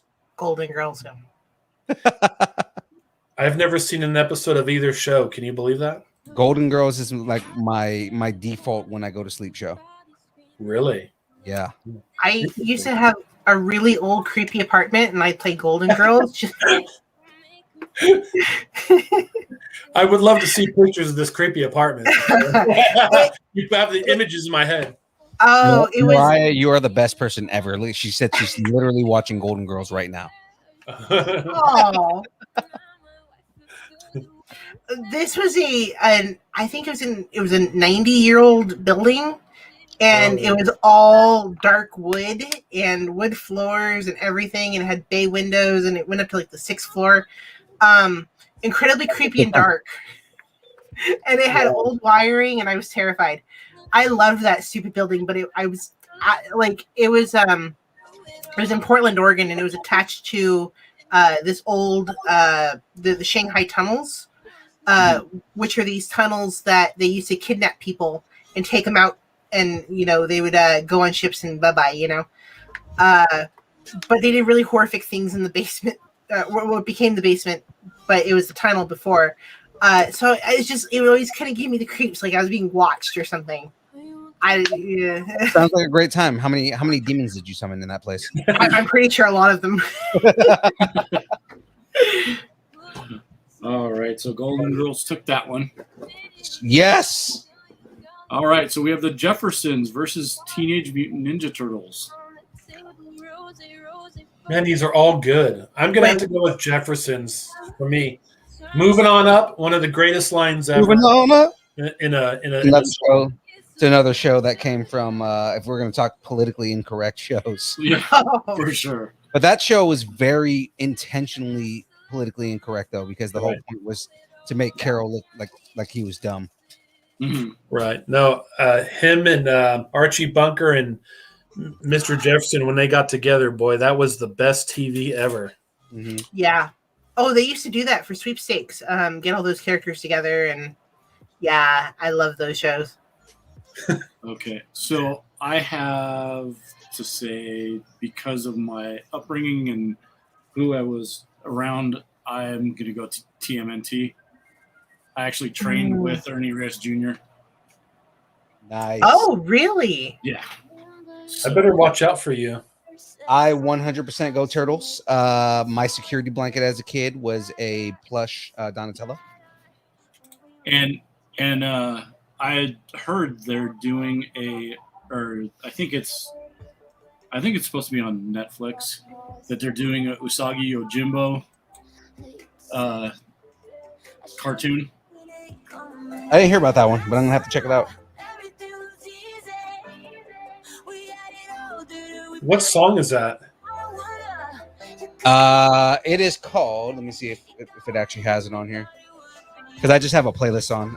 It's called. He wants to hear the Ernie Reyes Jr. story. So his family ran a dojo in San Jose, and I used to actually live in San Jose. And my hometown. Yeah. Oh, you're from San Jose? Nice. Not from San Jose, but no. I was saying Dave. He said it was his hometown. Gotcha. So yeah, I used to train with him. Born and raised, yeah, in San Jose. Did you go to high school there? One of my high schools. I went to 8 different high schools. Oh, what high school did you go to down there? Del Mar. No, I went to Del Mar. Yeah. When did you graduate? I graduated 93. I graduated 88. Okay. But I was like the main football player back. I averaged 2 touchdowns a game. Yeah. Thanks. Yeah. I'm proud of my football history. I'm sorry. Oh no, I played football too, and I blew out both my knees. So that is hilarious that we went to the same high school. Yeah, that's crazy. Wow. I'm like, what's his name from Married with Children when he talks about his football high school. Yeah. I'm sorry. I'm sorry. Yes. Right. Al Bundy. Al Bundy, right? Yeah, because Al Bundy peaked in high school. Right. June says you're 2 touchdown, Dave. Making me cry. The only thing that would make this story 30 times better is if you were a shoe salesman after you got out of high school. Yeah. Right. If you have 2 kids that are kind of delinquent. Talk about crushes. Christina Applegate. Very well. Oh, yeah. When she was in Anchorman, like, just seeing her like years later and she's an Anchorman, she's like, she's still hot. This is amazing. Right. Yeah. Okay, so TMNT took that one. I like the dojo story though. For sure. Yeah. He was, I believe he was Leonardo in the live action TMNT. Right. Oh, so that's cool. And like I said, Leonardo, why I lean TMNT is because the plush Leonardo was my security blanket when I was a kid, so I carried that thing with me everywhere I went. I would love to get Reyes for a show, to tell you the truth. I'll see if I can make some calls. Nobody talks with him anymore. So yeah, he's kind of disappeared. Yeah, he has. In fact, I met David Faustino, and I got called out because I've told the story before about meeting Paul Rudd and not knowing who the heck he was. And, I had a friend go, "You know who he is, but not who Paul Rudd is." To be fair, Paul Rudd, like he had like a short run in like the 80s, and then up until he got into MCU, nobody knew who he was. Well, like, I mean, because he had his resurgence in like the early 2000s, and he was in all kinds of stuff like Wet Hot American Summer. He was in Anchorman. He was in just all kinds of stuff that just kind of brought him back, and then he just blew up because of the MCU. But like he was already like kind of on a resurgence. Like he was on another Robert Downey Jr. Not as big at the time, but I mean, like, like he was in like every comedy movie in the early 2000s. But to be honest, Paul Rudd, I think if he walked in the room, I probably may not even still recognize him. He's just kind of that average looking the guy next door type. You know what I mean? Yeah. For sure. In fact, there's a meme. Probably like lives off of that. It's just like, oh, people don't know who I am. I don't have to get bothered. There's a meme going around. I don't know. It's like a picture at a con, and it's Paul Rudd sitting next to his co-stars of the MCU, and they're like, Paul Rudd looks like the disappointed dad, and like they're all looking down. Like, so if you watch the Disney reveal of Avengers Campus, like same thing. Like he was like the only celebrity there, and he was just kind of like, yeah, sure, okay. Like nobody was really excited that Paul Rudd was there. Yeah. But he's like the only celebrity that like showed up to it. Him and Falcon, what's his name? Freaking amazing actor. What's his name? I'm blanking on his name right now. Yeah. His face. I'll never forget what's her name. I mean, he's an amazing actor. Like, and it's funny because I forget his name. Anthony Mackie. Yes. Yes. Like Anthony Mackie is such a great actor. Everything he's in, even if it's a crappy movie, it's like he makes it good. He elevates everything he does. Alrighty, so going back up to classics for the second round, we've got Addams Family versus Andy Griffith. Ooh. Addams Family. I don't know. This is so rough for me. I almost feel like I'm going to have a baby. Right. there are tears shed and feelings hurt on this podcast. Feelings do get hurt on this podcast. Yeah, you know what? I think yeah. You can ask Phil. There are moments where we've like had rage. Oh, are we going to talk Padme Amidala? Padme. I still don't get that. Padme. We had a best Star Wars character bracket, and Padme beat Darth Maul, and I lost it. I lost it. Yes, that was me. Padme. yeah. And they did it because they knew it was going to piss me off. That's what you get for taking away my princess. My next question would be, what are you smoking? I mean, really? Right. We have another member of the crew that is often on my side named Bird. And yeah, she's the greatest. I miss her when she's not on the show. Oh, thanks. Yeah. Well, you really just throwing the jab. We gang up on the boys. No offense. We gang up on the guys. Well, they deserve to be ganged up on. Let's be honest. Yeah. There's that. Yeah. I mean, you've met my personality, man, and I am meant to be ganged up on. A punching bag. Well, there's that. Yeah, you're like a piñata. I'm like a piñata that fights back, though. So I mean, that's not really fun. Hey, that's interesting, though.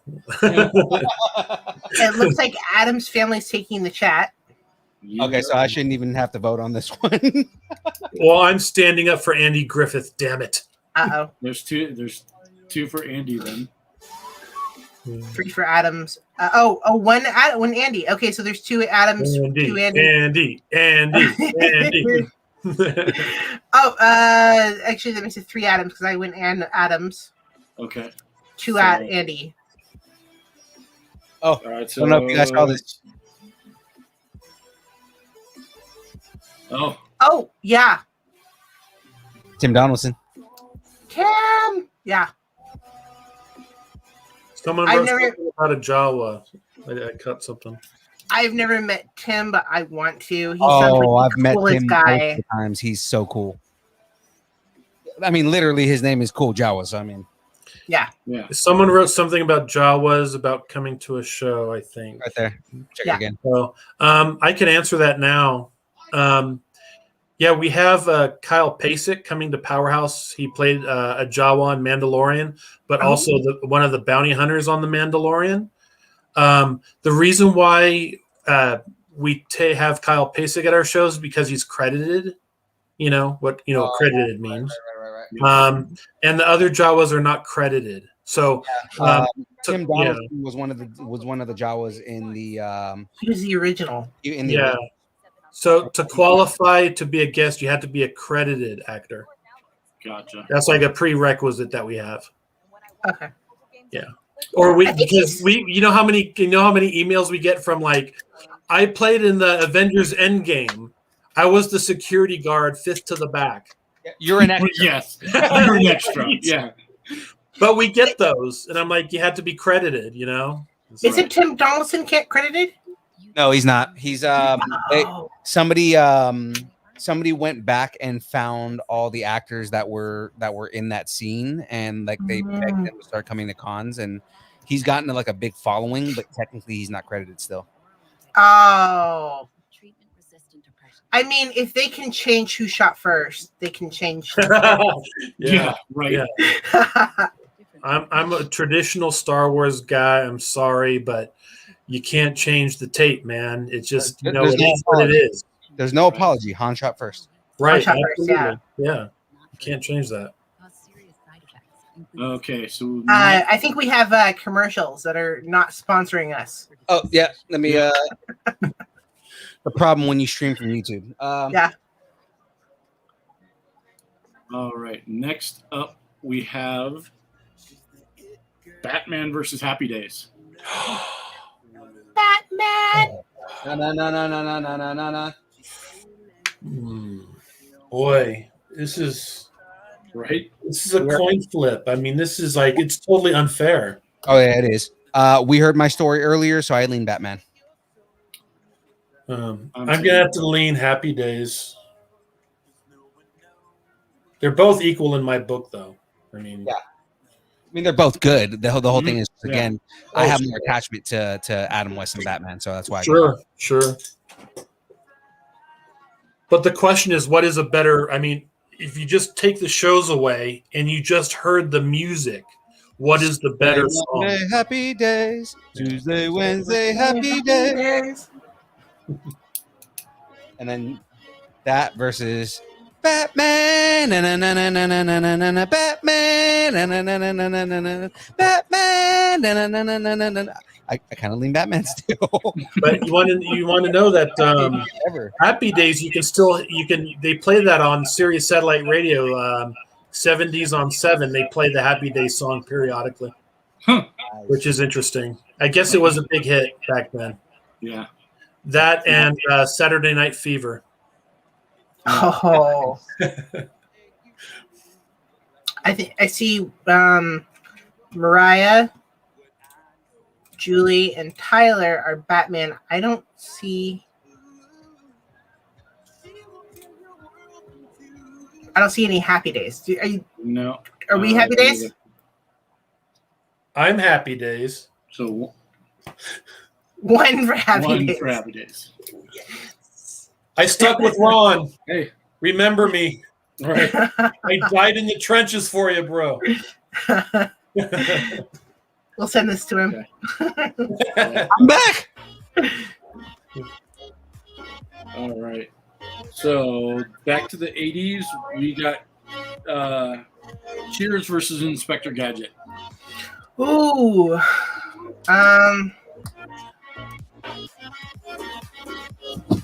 Inspector Gadget. Yeah, I'm Inspector Gadget too. Cheers. Norm. I'm like devil's advocate right now, I think. The last three. Yeah, I think I go Inspector Gadget. I'm in the minority. Mariah's with you. This music, though, I don't know about this music. This is not we can't get sued or turned off for this music. Yeah. Oh, really? Oh, that's why. It's kind of like when I do those Facebook Live videos and I'm in my car and I have my music playing and then Facebook says, sorry. Exactly. Yeah. Exactly. Yep. Oh, that's crazy. We have to be really careful because we're still a tiny podcast. You should play the Low guy. That would be hilarious. You know who that is? The Russian singer? Yeah. He just died. He just died a couple years ago. Oh, really? Yeah. Wow. He was huge celebrity in Russia, though. I mean, he was like Menudo in Mexico. You know, I mean, he was huge. You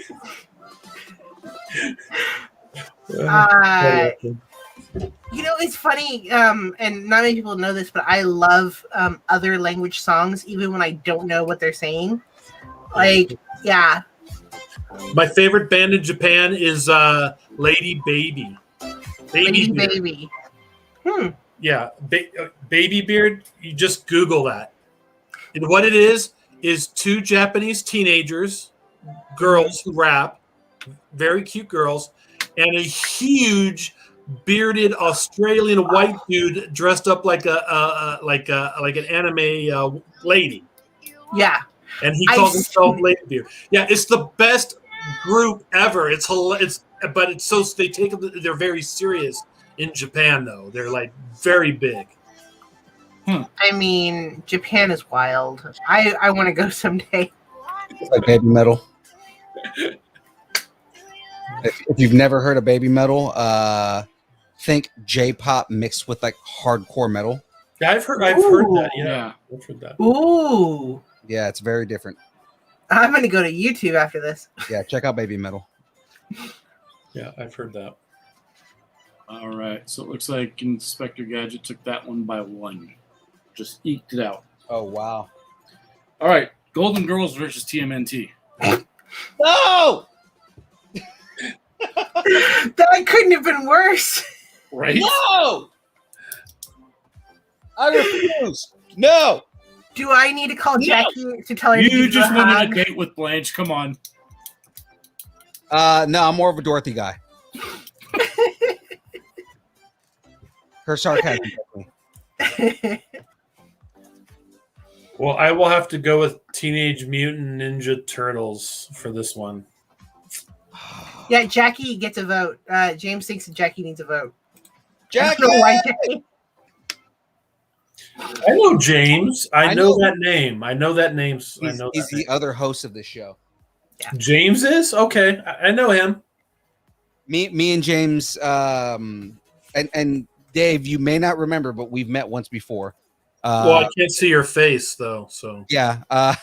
But back when I was both me and James were both on Hardly Heroes. We used to be. Wait. You were on Hardly Heroes? I was a producer on Hardly That's Heroes. why I laughed earlier. Oh, last night? Yeah. Really? I'm totally ignorant, and I'm very gullible too. But so I don't see your face, so I don't know. But you should go by the Masked Podcaster. Oh, the mask, like a mask, and you be in a cape. The Masked Podcaster, and nobody knows your identity. Right. No, I was a producer on with Hardly Heroes, so it was basically like I was on the back end and everything like that. I wasn't really much of a personality on the show. I kind of was. Later on in the show, I had like a 5-minute news segment, and then when the pandemic started, I actually did. I produced all the live shows that they did that they just didn't want to do. So, right, I mean, I know Logan doesn't want to hear what I'm about to say since we're talking that, but Buddy's sister is a very attractive young lady. Uh-oh. Yeah. Too bad Logan was around. I'm sure I'll get a phone call later. What'd you say about my sister? They so we had a pretty big falling out, and they do refuse to watch our show. So. Oh well, I like Buddy too, but I like all of them. But I like everybody. You know what I mean? Yeah. I never have bad things to say about them. I mean, like I had good experiences. Some stuff happened on the back end. We ended up making our own show, but like. I mean, again, in the end, they ended up deciding to not do their show anymore. Yeah, I don't want to be controversial, but Buddy getting married, is that kind of like the equivalent of Yoko Ono and the Beatles? Maybe, I don't know. I don't know. Because Yoko Ono is blamed for breaking up the Beatles. So. Yeah, right. His wife definitely wasn't the reason we broke. I know. I'm just joking. I'm joking. It's a joke, Buddy. I'm joking. If you hear this, I'm being funny and not succeeding. Yeah. Yeah. I mean, we left their show, started doing our own thing. And yeah, that's kind of where we met. Like I met you at a Powerhouse last year. Oh, nice. Well, that's one thing I always asked about that show when they were on was, I can come on, I can be a guest, I can do all this. And they were like, oh, no, we don't take guests. And I'm like, really? I do so many podcasts and radio shows all the time, but they just never did guests. Remote. We tried really hard to do that. They didn't like doing anything remote. They just were really against it. Interesting. Alrighty. So round 3 of this first set of the bracket, we've got Addams Family versus Batman. That's a hard one. Batman, slam dunk. Addams Family. Ultimately, I go Batman, but I don't like getting rid of Addams Family in this manner. So, I was gonna say I don't want to get rid of Addams Family. Wait. He had a love for Adam West that was like unquenchable. And all of a sudden, you mentioned Addams Family, and that lust for Adam West is gone. Oh no, the lust for Adam West is what's winning out. That's why I'm saying I'm still going Batman. Oh, okay. You hit me right here. But what I'm saying is it's hurting for me to get rid of Addams Family like that. Well, what do they have in common? They both have the word Adam in it. Adam West, Addams Family. Yeah. Now do a show with Adam West being the head of Addams Family. It could have been an Adam West reality show. Can you imagine Adam West Family? Oh my God, I think that would have been a great crossover. Just thinking about that. Imagine like that dark dryness of Adam West's Batman talking to Gomez Adams. Yes. Oh, no. Well, you are a very strange man. What is that YouTube thing where it's Batman and Superman talking to all those characters? There is a YouTube channel like that. It's animated. I think it's his, she, or something. I don't know. I don't know that I've heard of Something like that. Yeah, there's a YouTube channel, and Batman just doesn't get it. His, she? Yeah. I heard of her, him, which is a great band from Netherlands, actually. No. Okay. No, they try to be, or they do a really good job. Oh, wow. Ah, Look at this. yeah.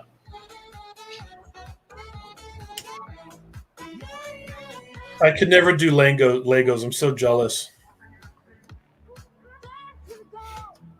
Starting to look a little bit like a gauntlet. Yeah, I was gonna say, I don't think you have the Infinity Stones yet. No, not yet. Well, he's got to fight a bunch of people and go through a lot of crap to get them. So yeah, right. I volunteer to go after Loki. I'm just saying. Okay. Here's the thing: in what way would you go after Loki? Huh? In what way would you go after Loki? Describe that. Many ways. No, that's not family friendly. We can't talk about the way that you would go after Loki.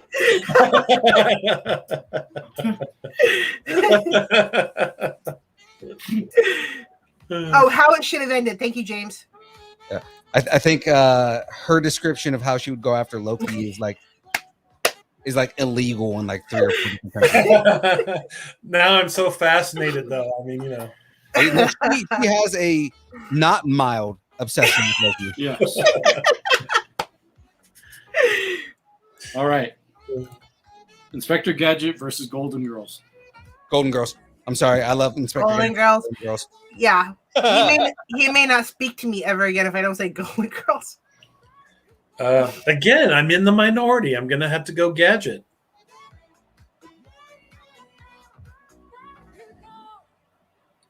I'm just grooving into this song.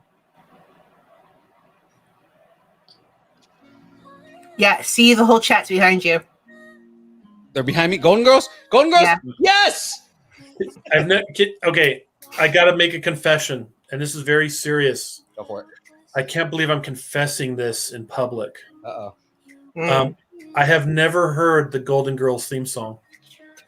What? I have never even seen an episode. I am going to risk losing an entire episode just so you can hear this. Play the first few minutes. I will Google it when I get home or when I'm afterwards, I guess. I gotta wait for a commercial. Stupid commercials. Go away. Go away. Go away. Okay, right here. But you know, I know a mod. I remember the show Mod. James wants you to sing it, Phil. No, don't play it. Just sing it. Oh, I've heard that. Yeah. Oh, I've heard that. Yeah. We're going to get silenced. Yeah, don't play it anymore. All right, that was less than 10 seconds. We should be okay. Yeah, I did hear that. I have heard that song before, so I stand corrected. That's a pretty good song. And turn that back down. Yep. All right, so for this side of the bracket, Batman versus Golden Girls. Oh, see, now you're just taking the two shows. Talking about Adam Bill West and the Addams is in the fetal position.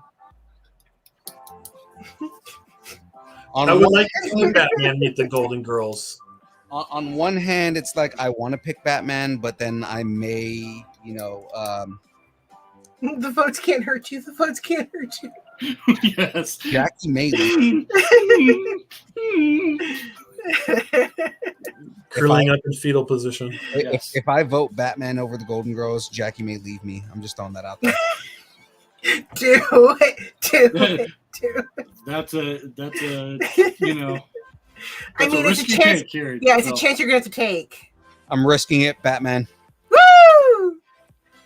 Yeah, I had to go Batman as well. I have to stand by my principles. I've been making nothing but Batman arguments this entire night. Yeah. You have to stick to your gun. Phoenix? Holy despicable debate, Batman. What was your vote, Phoenix? Yeah, Batman. Okay. Mm-hmm. All right, so it's Batman. Thank you for the for side of the Wreck it. All right, so now we switch to the 90s. Ooh. Fresh Prince of Bel-Air versus DuckTales. Ouch. I think I go Fresh Prince. I love Prince. DuckTales though. Yeah. I can sing both of those. Right. I could too. Oh wow, really? 2 hours has gone by really fast. We've got 10 minutes left. Yeah. But I guess we're gonna go long just because this is I already have the bag out and we're almost done. So DuckTales.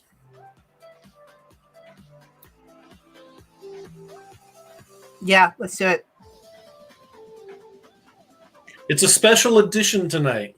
Yeah, we have you on, so we're going. Yeah, long. you're going extra innings. Exactly. James, nobody's going to sing. No. Yeah. What does he want me to sing now? He always wants me to sing something. Yeah. Lull us with your dulcet tones. Lull us with your dulcet tones.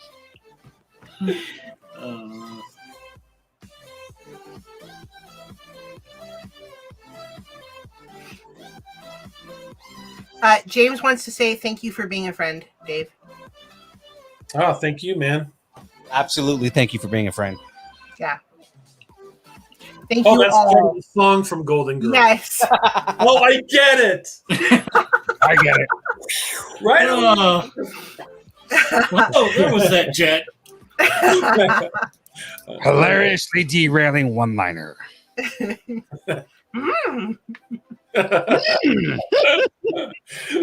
I'm taking it serious. I'm going. You are. All right, so I'm gonna give it a couple more seconds for Fresh chat. Prince. I'm gonna go Fresh Prince. Yeah. Now this is a story. Can someone sing Fresh Prince to me? I probably do the first few. Now, this is a story all about how my life got flipped right upside down, and I'd like to take a minute to. Yeah, I'm not Will Smith. I'm assuming it's a rap song. Yeah. Yes. Yeah. Okay, so it's Fresh Prince. You know, Bai Ling, that's going to be at California Republic Comic Con this weekend, was in Wild West with Will Smith. Yes, she was. Right. I did know that. Wow. Okay. She was one of like the gun girls. Mm-hmm. Yeah, I believe so. Mm-hmm. Saved by the Bell versus Law and Order. Wow, what a total difference. Dun, dun, dun. Saved by the Bell. Dun, dun, dun. Well, I'm going to stand with everyone who's over 75 and go Law and Order. Oh, God. I think that's why I'm voting against Law and Order. Because other than NCIS, Law and Order, it's NCIS and Law and Order. NCIS and Law and Order. Well, you know, when COVID started, all these channels started going Law and Order binge marathons on their channels because all the elderly were stuck at home. So they all had Law and Order marathons going on during COVID. My grandmother started to get forgetful. And she's like, yeah, I haven't seen this one. And I'm like, I've seen this one, and I don't watch this show. Yeah, it was that one episode that you watched. Yeah. I haven't seen this one. Yes, you have. We watched it 3 times yesterday. But you know, that's what's so great when you get older. Everything's always fresh and new. You know, it never gets old. Right. Yeah. I get it.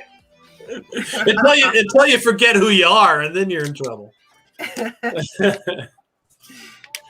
In fact, my husband has the most amazing story with his grandparents. They had dementia and Alzheimer's, each one, and I guess they met in the old folks' home and started flirting and didn't know that they were married. Yeah. You know, you can only hope for a love like that, right? Like you find each other. How did we met? We met at a retirement place. Yes. Yeah. Okay. Oh, you're opening up a can of worms. So Saved by the Bell won that one. Where did All you right. meet? I don't remember. Who are you? Next up, Simpsons versus Cops. Oh, Bad boys, bad boys. it's Bad Boys, or The Simpsons. I had teachers that worked on The Simpsons, so I'm gonna get my butt kicked if I don't vote for Simpsons. I'll go In with fact- yeah. You're going In fact, Simpsons? that's Oregon, Springfield. Yeah. Really? Mm-hmm. Is it official? Because the story of the show has always been that it's ambiguous. No, so the Matt Groening is from Portland, Oregon, and yeah, or I guess he spent some time in Springfield or grew up there. Yeah, Simpsons. Yeah, Simpsons is taking it. Well, I'm going to go against the popular trend of the current affairs and headlines of the news and stick by the blue line and vote for Cops. oh boy, there we go. Sorry, Portland. I know that you don't like. In fact, you can go to Portland, Oregon. I guess he went to school there for a while or something. You can go to Portland, Oregon, and they have a huge plaque to him at Lincoln High School as you're walking. Yeah. Is that kind of the same thing like Salem, Oregon? It was the city for Salem's Lot. Yeah. Mm-hmm. Something like that. Yeah. Interesting. Okay. Next up, Friends versus Pokemon. Pokemon! Pokemon, come on. Pokemon for sure, because I hate Friends. I'm just. Yeah. I can't stand Friends either. You I know, only like 2 episodes of Friends. Friends. They took it off Netflix, I think. No, took it off something. Friends. Yeah, I agree. Yeah, Charlton Heston was in 2 episodes of Friends, and those are the only 2 episodes I'll watch. Oh, Yeah, but How many of us have them? Houdini. Yeah, so none of us. Not the Houdini. yeah. So no one here knows what I'm talking about when I ask if they were on a break or not. No. Okay. No, I know because my sisters watched them all like 15 times. Oh my god.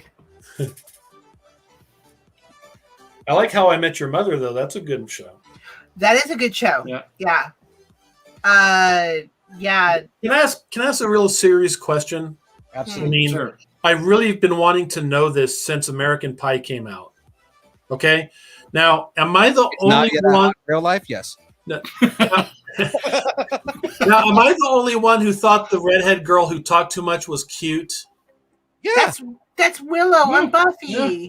Yeah. So am I the only one who thinks she's cute and attractive? She's No. adorable. Okay. Allison Hannigan, yeah. Yeah. Okay.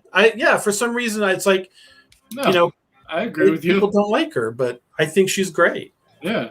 Okay. All right. Because like a lot of people don't think that she's like, because she's pretty, but she's like very average pretty. She's not like, so, oh my God, she's so super hot, like. Yeah, but it's like this. It's like, I don't understand people who think that Pamela Anderson's hot. To me, she's not hot. Right. You know what I mean? Mhm. It's like, to me, the girl next door is hot. You know what I mean? I guess Yeah. it just depends on taste, For sure. Yeah. Yeah. All right. So let's see. Now, chat, I got to ask you guys, how do you feel about this new angle? Because this is actually the first week that I'm doing it this angle. I normally do it at a different angle. I need to know, do you guys like it at this angle? And should I continue doing it at this angle?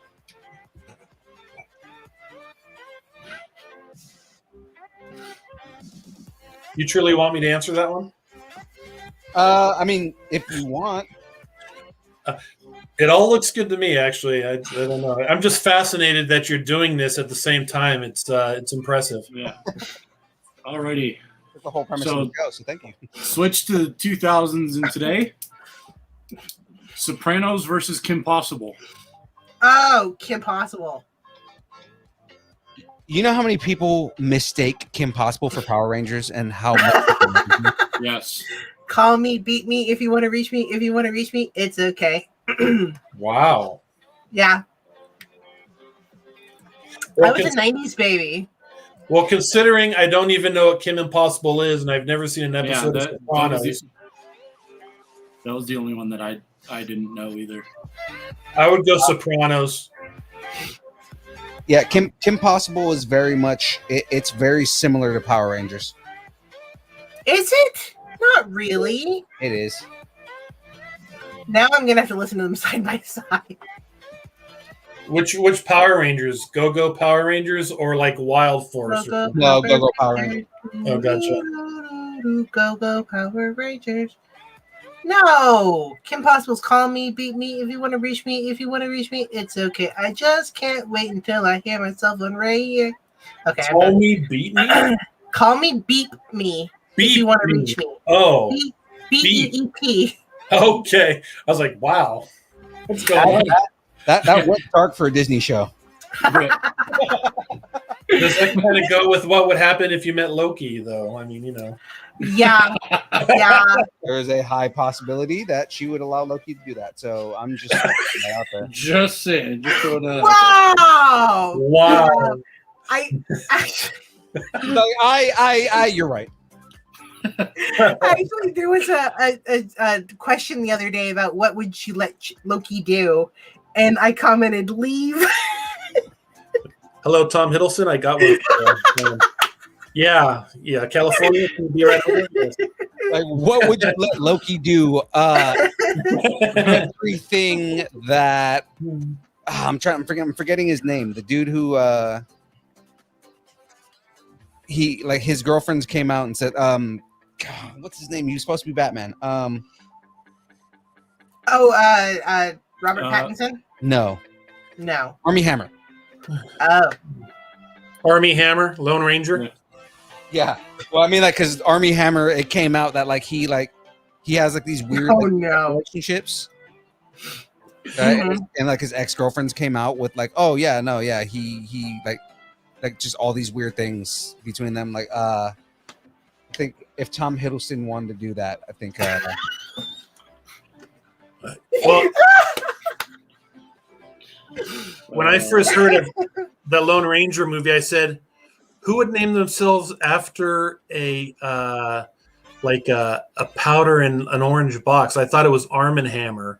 You know, what is that? But I understand Phoenix 100% on how she feels about Loki, because I would allow Gal Gadot to trample me to death, and I would be happy. Step on your throat. Yeah. Oh my God. Yeah, I would allow that so bad. You know, we should stop talking. This is getting kind of serious. S&M type of stuff. Whips, chains, and everything else. You know? So this is our last show, everybody. So, in regards to that family-friendly stuff, yeah, it's not happening anymore. Someone was just talking about that because they're talking about whether Loki was like a dominant or a really submissive guy. Because I guess you haven't seen the show, but he drops to his knees at one point and is like, "I'm a jerk." And like they're like, "Oh, he's so submissive now," and I'm like, "No, you don't understand." Like, he's pretending to be submissive so he can be. Yeah, exactly. Yeah. Alrighty. Good night, everybody. Yeah. Next up, Parks and Rec versus Game of Thrones. Game of Thrones. Wiener. Boobs. Parks and Rec. I love the Parks and Rec. I love hiking and camping and long walks on the beach. Ladies, he's married. Yeah, no, I love Game of Thrones. I got pneumonia from playing out in the snow years ago, and I watched every episode to the almost last season. I watched the whole first 2 seasons on deployment because we had nothing to do. Oh, yeah, Game of Thrones. I don't watch Game of Thrones because I don't read books by writers who are alive. What? Yeah. You know nothing, Jon Snow. Like Tolkien, right? I like Tolkien, so more my speed. What was your vote, Phil? Oh, Game of Thrones. Okay. What are the people saying? People are saying we got one for Parks and Rec and one for Game of Thrones. Wow. I mean, Peter Dinklage. Exactly. I know him from the Elf. He was hilarious. Yes. Call me an elf one more time. Yeah. Oh, I love that. Yeah. You know, I have to admit this, but I love little people. I think out of all our conventions, our convention circuit, we've probably had more little people than any other convention circuit. They're just great. They're great people. So when they're there, see them. In fact, I learned from my early days in film school. I worked with learned from a director and producer named Blakesley Clapp, and she did Little Big World. And she said that it was just like the coolest experience ever, because she said it's like this whole world that you have no idea about. And let's not forget about Mini Kiss. You know, Mini Kiss. you've heard of Mini Kiss of little people. Yes. Yeah. It's a Kiss tribute band, but with little people. Yeah. And it plays on the word Mini Kiss because little Hershey's Kisses. Mini Kiss. Oh, Mini Kiss. Oh, and don't forget the movie Under the Rainbow with Chevy Chase and Carrie Fisher. Oh, yeah. Oh, yeah. I was just watching it. Carrie Fisher didn't like Chevy Chase after filming that, by the way, and she admitted that publicly. A lot of people don't like Chevy Chase, though. Apparently he's very Intense. demanding. Yeah. Yeah, intense. Like I've heard a lot of bad things professionally about Chevy Chase. He's a funny guy, though. I mean, he's funny. Yeah. It's the same thing with Austin Powers. I'm forgetting everybody's names right now. Michael Myers. Michael Myers. Mike Myers. Everybody talks about how Mike Myers is impossible to work with. Oh, really? You have your divas in that world. Yeah. For sure. You have to kind of be. Right. Alrighty. Up next, Curb Your Enthusiasm versus the Unbreakable Kimmy Schmidt. Larry David, all the way. Are you kidding me? Yeah. Curb Your Enthusiasm wins that. Curb Your Enthusiasm. I've been called the Gentile Larry David. That's awesome.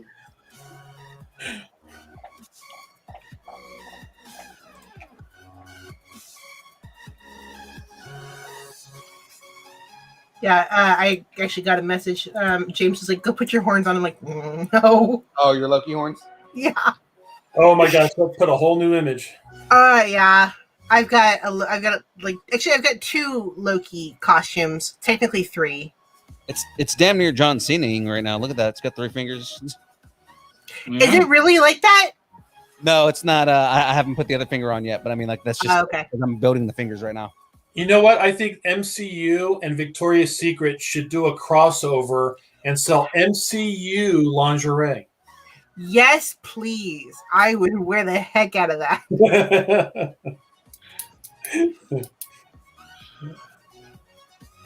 Avengers undies? Yeah, totally. The Loki thing, I guess it would give a new definition to only. Oh, she would wear Loki undies all the time. Yeah. No, I'm not kidding. Tom. If Tom had a brand of MeUndies, he would be on it.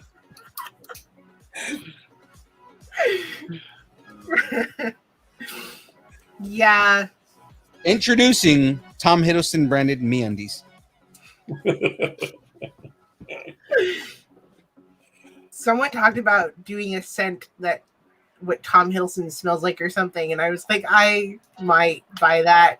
Yeah. Never Before- knew it. Ode Tom Hiddleston? Before or after shower? That's what I want to know. I don't know. Oh, before shower for sure. It would be disappointing the after Tom the Musk. shower, and he smelled like Axe or something, you know. Like, give me all the Tom Musk. That's what she wants. All right, so Curb won out that one. We've got Jeopardy. Yes, ladies and gentlemen, I am a terrible person. We know this. Yeah. Yeah. We've got Jeopardy versus SpongeBob. SpongeBob. I mean, they play SpongeBob at baseball games now.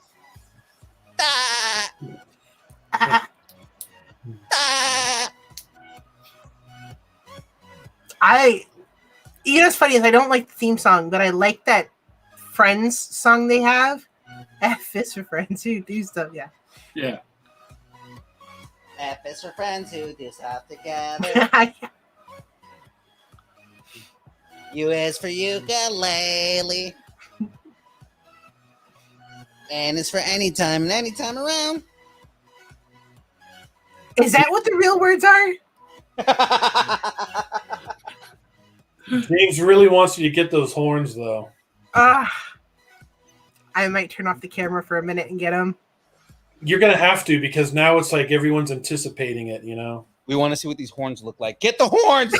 Get the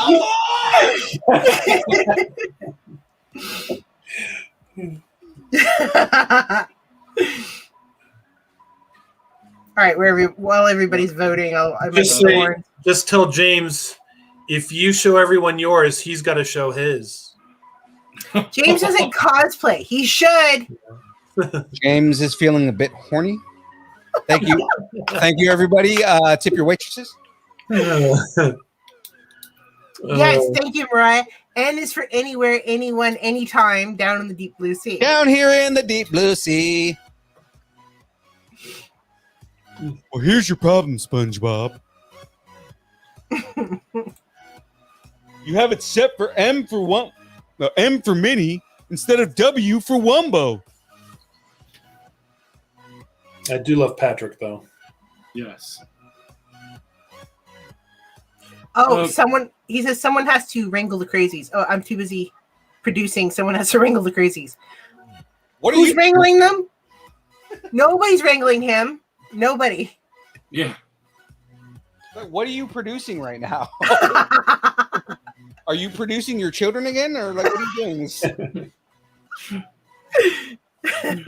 doing? All right, back up to the 90s. Fresh Prince versus Saved by the Bell. Fresh Prince. 1 minute. Yeah, I go.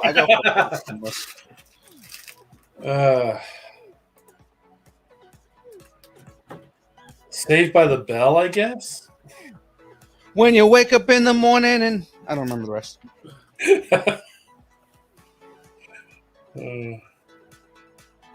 It's all right, because I'm saved by the bell. So what are you going to do with the hand when you're done with it? I'm going to make it snap. I'm going to snap everybody out of existence. That wouldn't probably be a bad thing. No, people suck. So, I mean, I wouldn't be upset with that. Yeah, I hear it. You know what? I mean, Guardians of the Galaxy, right? Kurt Russell character. Mm-hmm. I mean, don't we all want what he wanted? I mean, really? He wasn't really a bad guy if you think about it. Thanos wasn't too bad either. I mean, you know. Thanos had the right intention but went about it the wrong way. Right. Same thing with Eric Killmonger. Eric Killmonger had good intentions. He just didn't go about it the right way. Right. I would love to have my own planet, though. Oh, yeah. I mean, who wouldn't? Oh, where did the name Colossus Girl come from? You know, that's an interesting question because we were starting conventions that had the word Colossus in it. And then we wanted to create a character for those conventions, you know, a mascot, kind of like how Disney has Mickey Mouse. So I tend to like female characters. I mean, no offense to the two hosts here now, but I just happen to like. Yeah, I just happen to like females more than males. Yeah. And so we created Colossus Girl, and she ended up being the Mickey Mouse and the vision of Colossus Girl Entertainment. That's Marina that cosplays as her, right? No. Boy, I wish that was Marina. No, it's an actress from LA who cosplays as Colossus Girl. Okay, because I remember seeing Colossus Girl at the show. So like, oh yeah, she'll be back. All right, happy, James? Oh yeah, there's your horns. Yeah. Yep. See, looks good. Thank you. Yeah. Now, James got to show his. Yeah, James. Yeah, put up or shut up time now. I mean, really. James. Right? Yeah. Let's see. There we go. We're going on better. All right. Thank you, Fresh Tyler. Prince went out that. Simpsons versus Pokemon.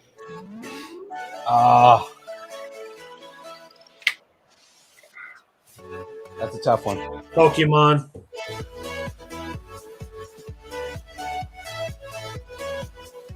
I want to be the very best.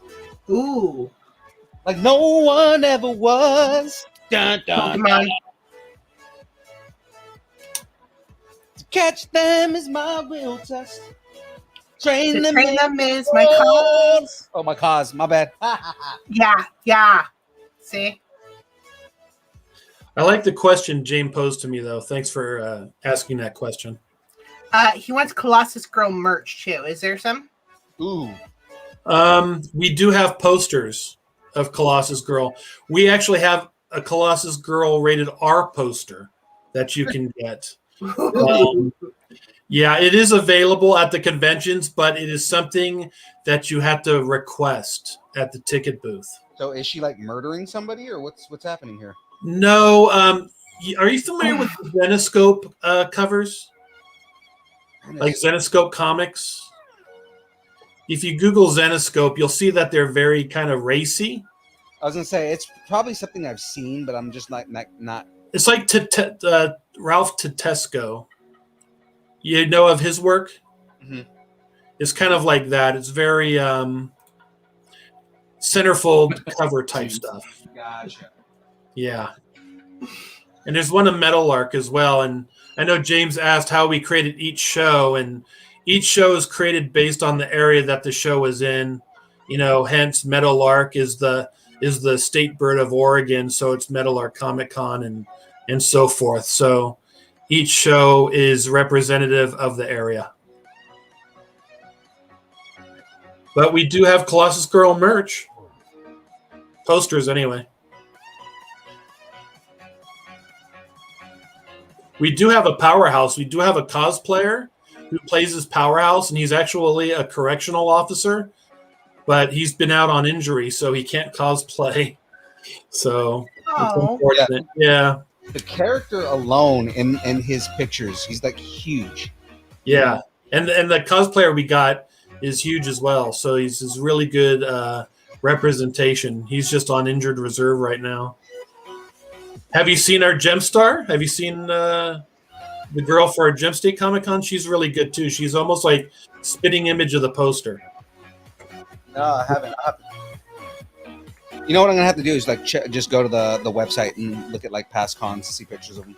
Right. Alrighty, so I am very excited for CRCC. You and me both, but as promoters, we're never satisfied, and it's never good enough. You know, Silver Age is going to be hot. It's going to be at Circus Circus, James. So it's you're going to be able to drink, gamble, and enjoy a Comic Con all under one building.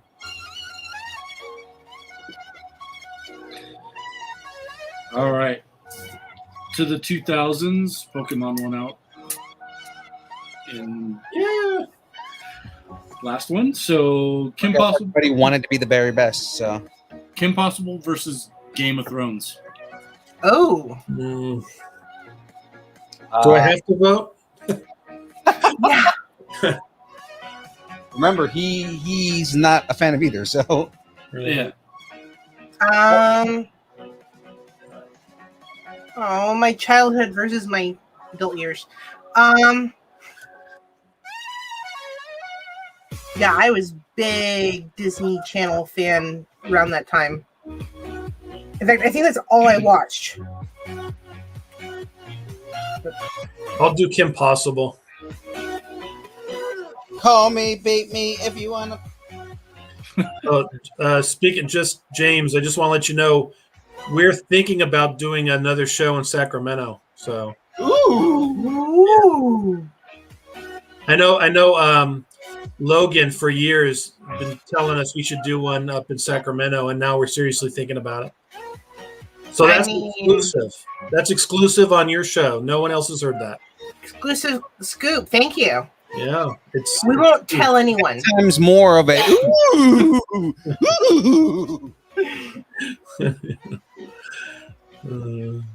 Oh my. Oh my. Yeah, we need to get everyone together. How do people get contacts of Tom Sizemore? Well, Tom Sizemore is very difficult to get a hold of, and it was like jumping through hoops, basically. I had to go through 3 or 4 different people. So, yeah. Piece of cake for a producer like you. Tenacious. Yeah. All right, now I'm putting the Infinity Stones on. Alrighty. Shouldn't you make 3 or 4 movies before you do that? Yeah, you have to sacrifice someone, and what else do we have to do? Yeah. Bring out your Gamora doll and drop her from the high space. There you go. In slow motion. Where's Black Widow? Okay, so Phoenix, were you Kim Possible or? I don't see anyone voting. I'll go Kim Possible. Okay. And I went Kim Possible. Right. And then we've got Tyler did Kim Possible. And Mariah did Game of Thrones? What's wrong with you people? I voted Game of Thrones too. That one's so hard.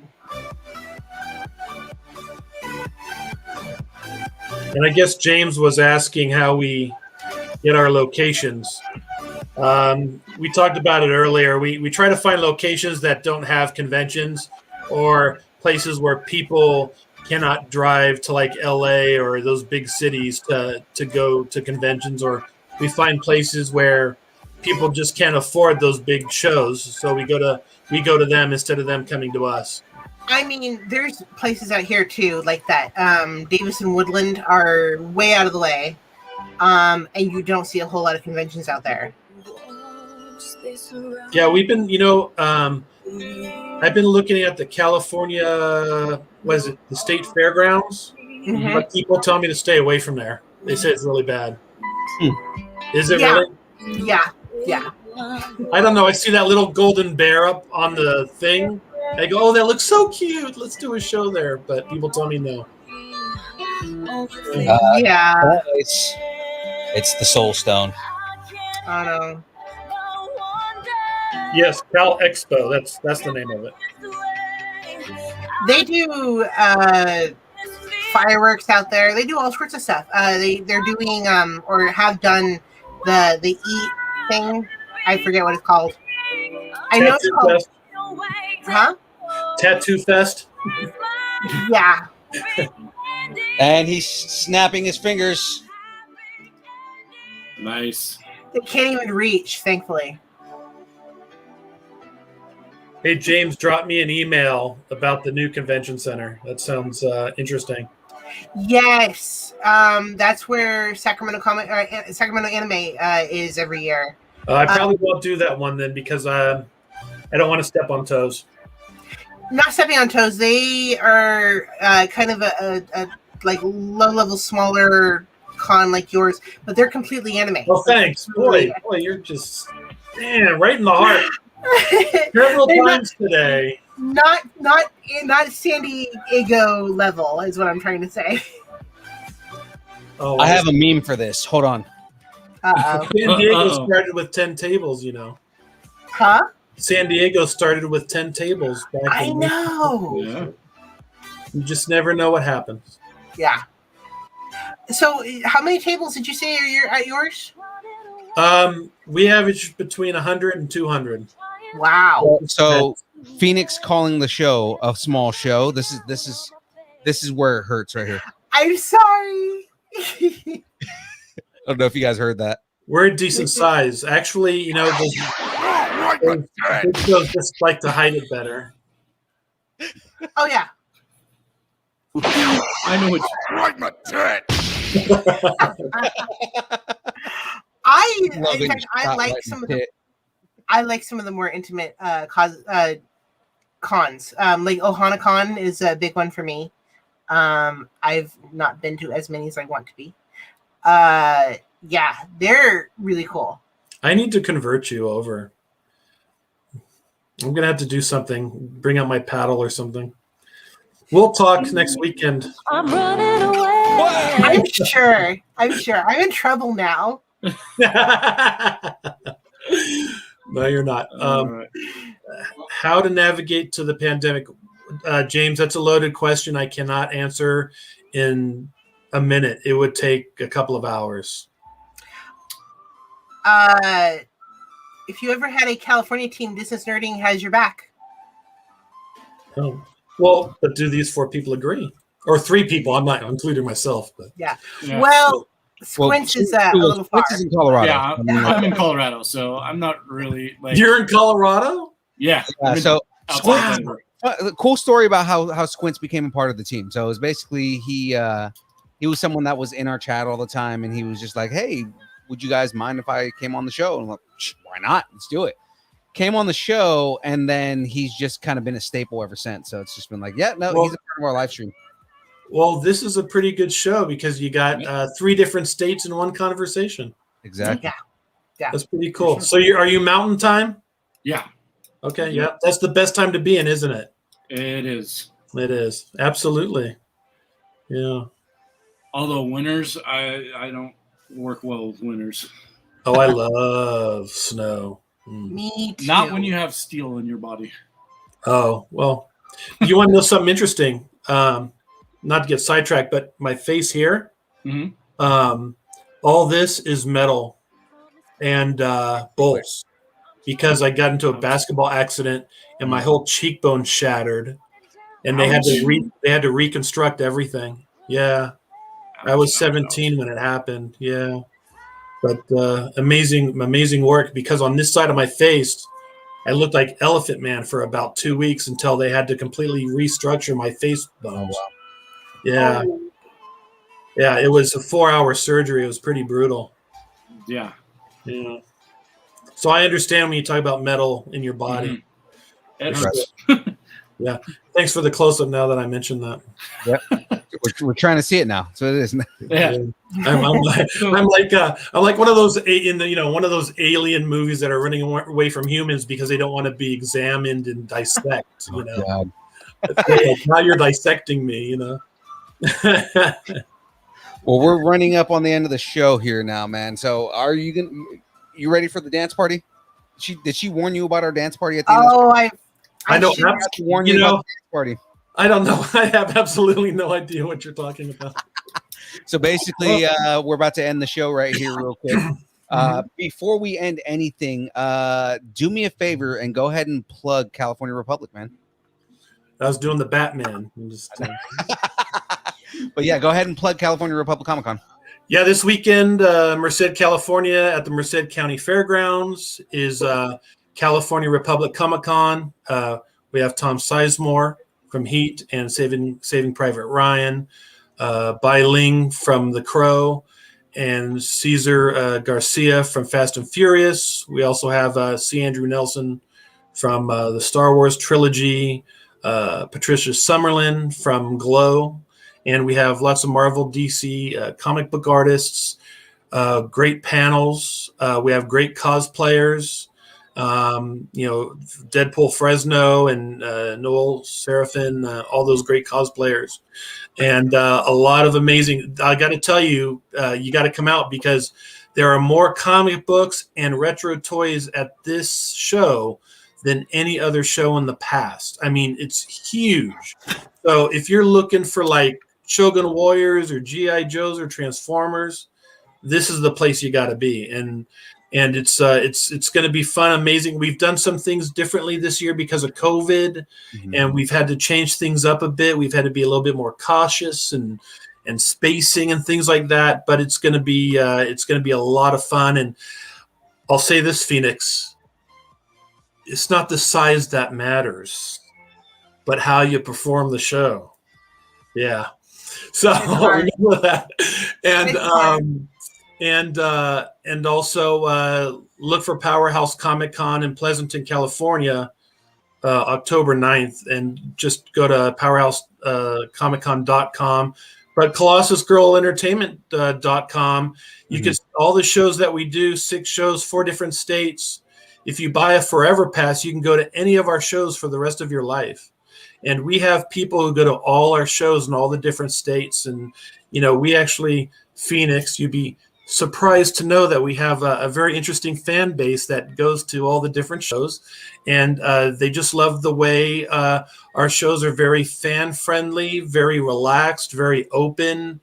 The big corporate conventions, when you go see like Chris Evans, for example, or whoever they have, and you go, you drop your item at the table, Chris Evans signs it, he puts it over there, you grab your item, and you leave. You're not allowed to make eye contact with the celebrities. Yeah, don't touch them.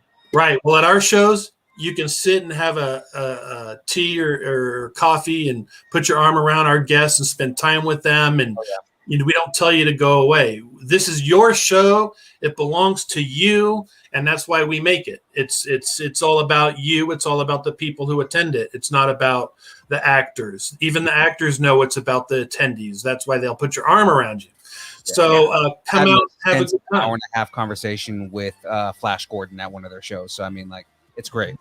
Right, and the thing is, how many? We're talking about past shows.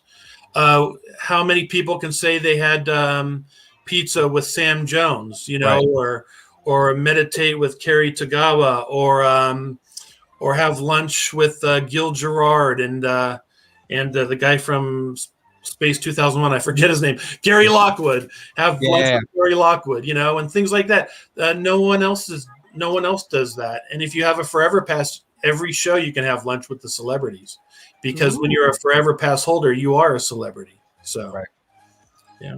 So thank you for all you do for the fans, because that is so cool. And we love cosplayers. We try to give as much as we can to the cosplay contest, as much money as we can to the cosplay contest. And we always say, cosplayers, if you want to be a special guest, all you have to do is contact us, send us your bio and photos. You're basically in. And I have to give out a bat signal since Batman won the theme today, right? Was it Batman who won today, right? The theme contest? There you go. The bat signal is going out that Powerhouse Comic Con is looking for cosplay guests. So if you're a cosplayer who wants to have a table and to promote yourself, contact us, and you're basically there. Yeah, a very special shout out to my friends, the Fresno Deadpools, Lady Deadpool, Noel. I can't wait to see you guys this week. Absolutely. And for those of you who don't know, James and I will be at Powerhouse Comic Con. We've already got that set aside, and I already asked for it off for work. So I mean, I'm going to be there. That's no way I'm not going to be there. Better for Powerhouse, we're going to be doing. Phoenix is doing our trial run here, so she's going to be doing all the interviews. It'll probably be the 3 of us at Powerhouse, just because Phoenix is going to have way more experience. So, well, I'm looking forward to Phoenix. Talking to her last night, I think she would be a tremendous interviewer. She has so much knowledge that, other podcasts, when they get the duties to host. When they get the duties to host, they say, well, give me a couple of weeks to study the guests. Phoenix doesn't need to do that. She already knows. So I mean, we do that in general just because we don't want to look dumb when we're talking to our guests. But I mean, like for the most part, it's nice when we have like general pop culture because we just like someone like you, we can just relate to you. You know what I mean? So like, there's a lot of where we can just talk about. I mean, you see how heavy in the pop culture we are, right? So it's just kind of like there's high levels of just relation. And Project Wish Upon the Star is going to be selling hot dogs. I told them to bring about 2,000 to 3,000 hot dogs. So. Oh yeah. Oh, they're absolutely wonderful. We just did a con with them or a fest with them. Right. They're absolutely wonderful. The kids all kill me. They're absolutely adorable. Not like Tom Hiddleston, but they still kill you. Yeah. Well, Tom Hiddleston, she'll actually let like expiate her. Definitely. Yeah. Oh my God. All right, guys, it's dance party time. So that being said, let's go ahead and get this song started. We'll get the dance going, and guys, we'll see everybody next week. Same bat channel, same bat time. DistanceNerding.com. Distance Nerding everywhere you can download podcasts. Check us out everywhere, guys. So we will see you next week. I like the Brady Bunch thing going on. I know, right? And that's about to end right now with Phoenix.